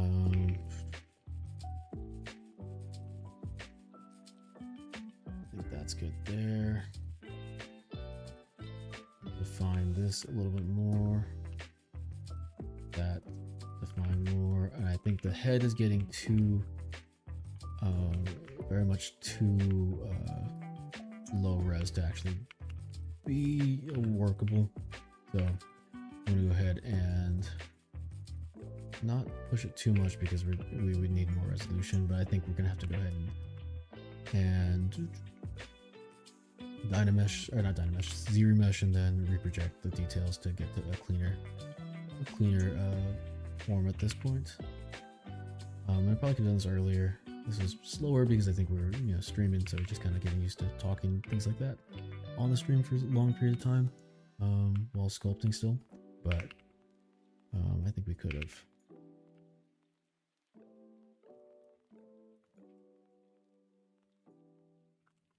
I do like this. I do like the ears. I think maybe we can give it a little. We can get her a little bit more pointy and out. Maybe like that.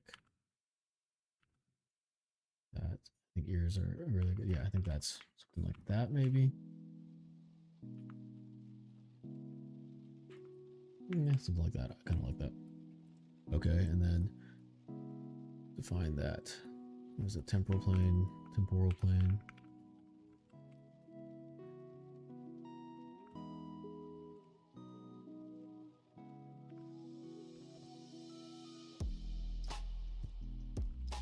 Okay, cool. Let's see if I can make this all one defined plane there. Cool. See if we can get the trim dynamic in here, or let's see if we can get, yeah, the H polish. Keep that. Okay, cool. I like that. It's looking okay. Let's see. I want to maybe bring.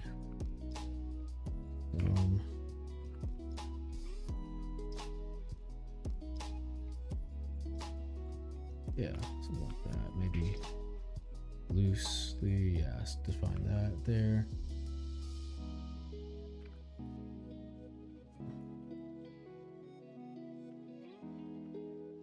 Cool.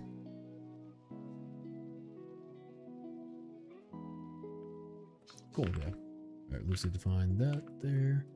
So we have the planes flowing in. Cool. Get this standard brush, just kind of pull that there. I think this needs to come out a little bit too. Nice. Okay. Cool.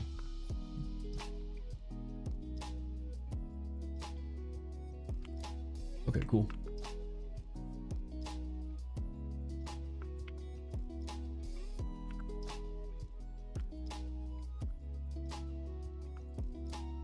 Okay, cool. That's okay.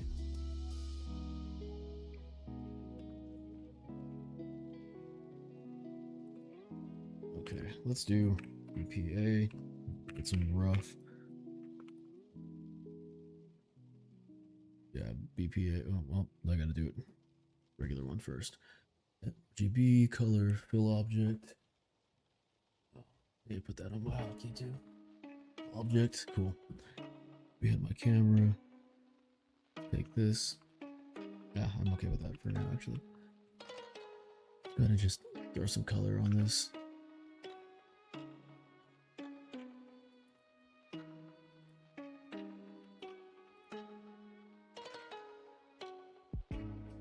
Cool. So, do some eyebrows. Let's see what it looks like. A decent eyebrow. I think something like this. Just a kind of very square eyebrow. Or a very flat eyebrow. Angular eyebrow. That's kind of like.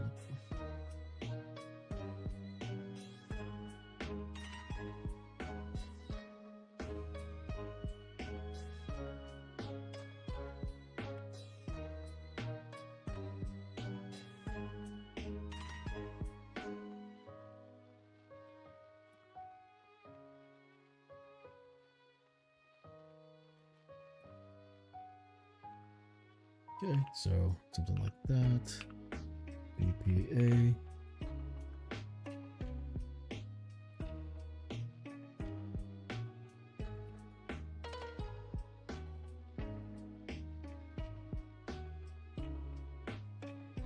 Cool. Let me see if I can fix that. This is very. We need more resolution, but that one looks. It's still looking rough. Very rough.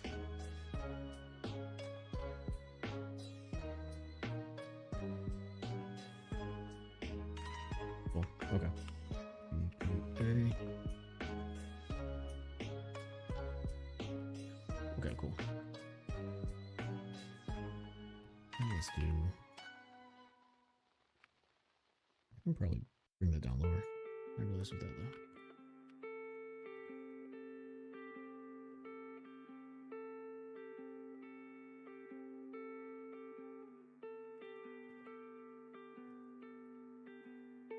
Okay, and then let me start carving away using the seed. It's like the color of the skin, and then let's carve it away with from there.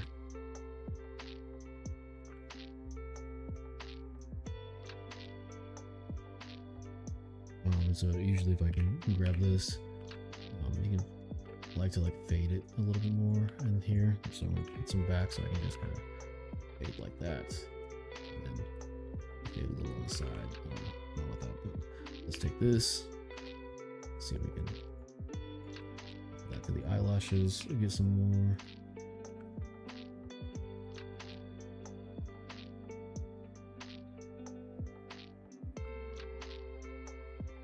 Okay, back to the lip a little bit more. I'm gonna go into the nostrils because it's hard to get the occlusion shadows, so I'm just going there and just build that to add a little bit more. Actually, in here as well, because these are hard to hit without with the actual lighting of ZBrush. We can take this and find that a little bit more. I think it just looks sadder now, so now we kind of have some of that on there. We can cool. Eyebrows add a lot, so that.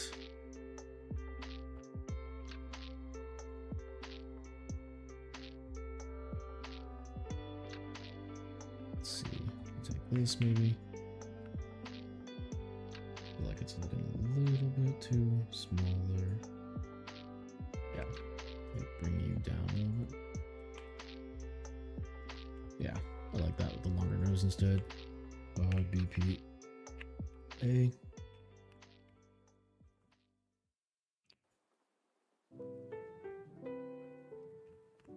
Then we'll take the black from this. We'll just bring it down really low.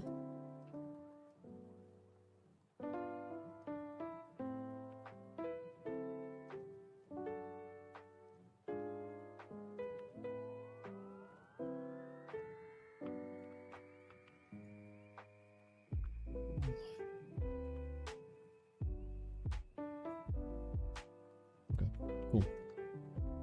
The focus was the face, so I think we'll call that should be it for the night. Fix this a little slightly.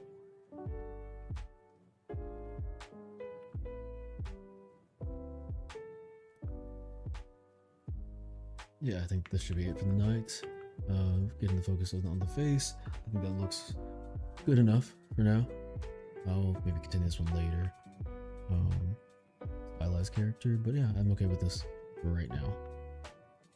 Whole long time to get to just a point right now where we can actually start making it feel like a character. But yeah, I think this is good practice, good way to get back to the swing of it. And yeah, I might continue this in the future, but thanks for stopping by. Ooh, ZBrush has disappeared. Yeah, thanks for stopping by though. This was a fun one. Yeah, I will maybe be on. We'll see. We'll see when the next one is. It's been a little off week, but yeah. Anyway, thanks for stopping by and.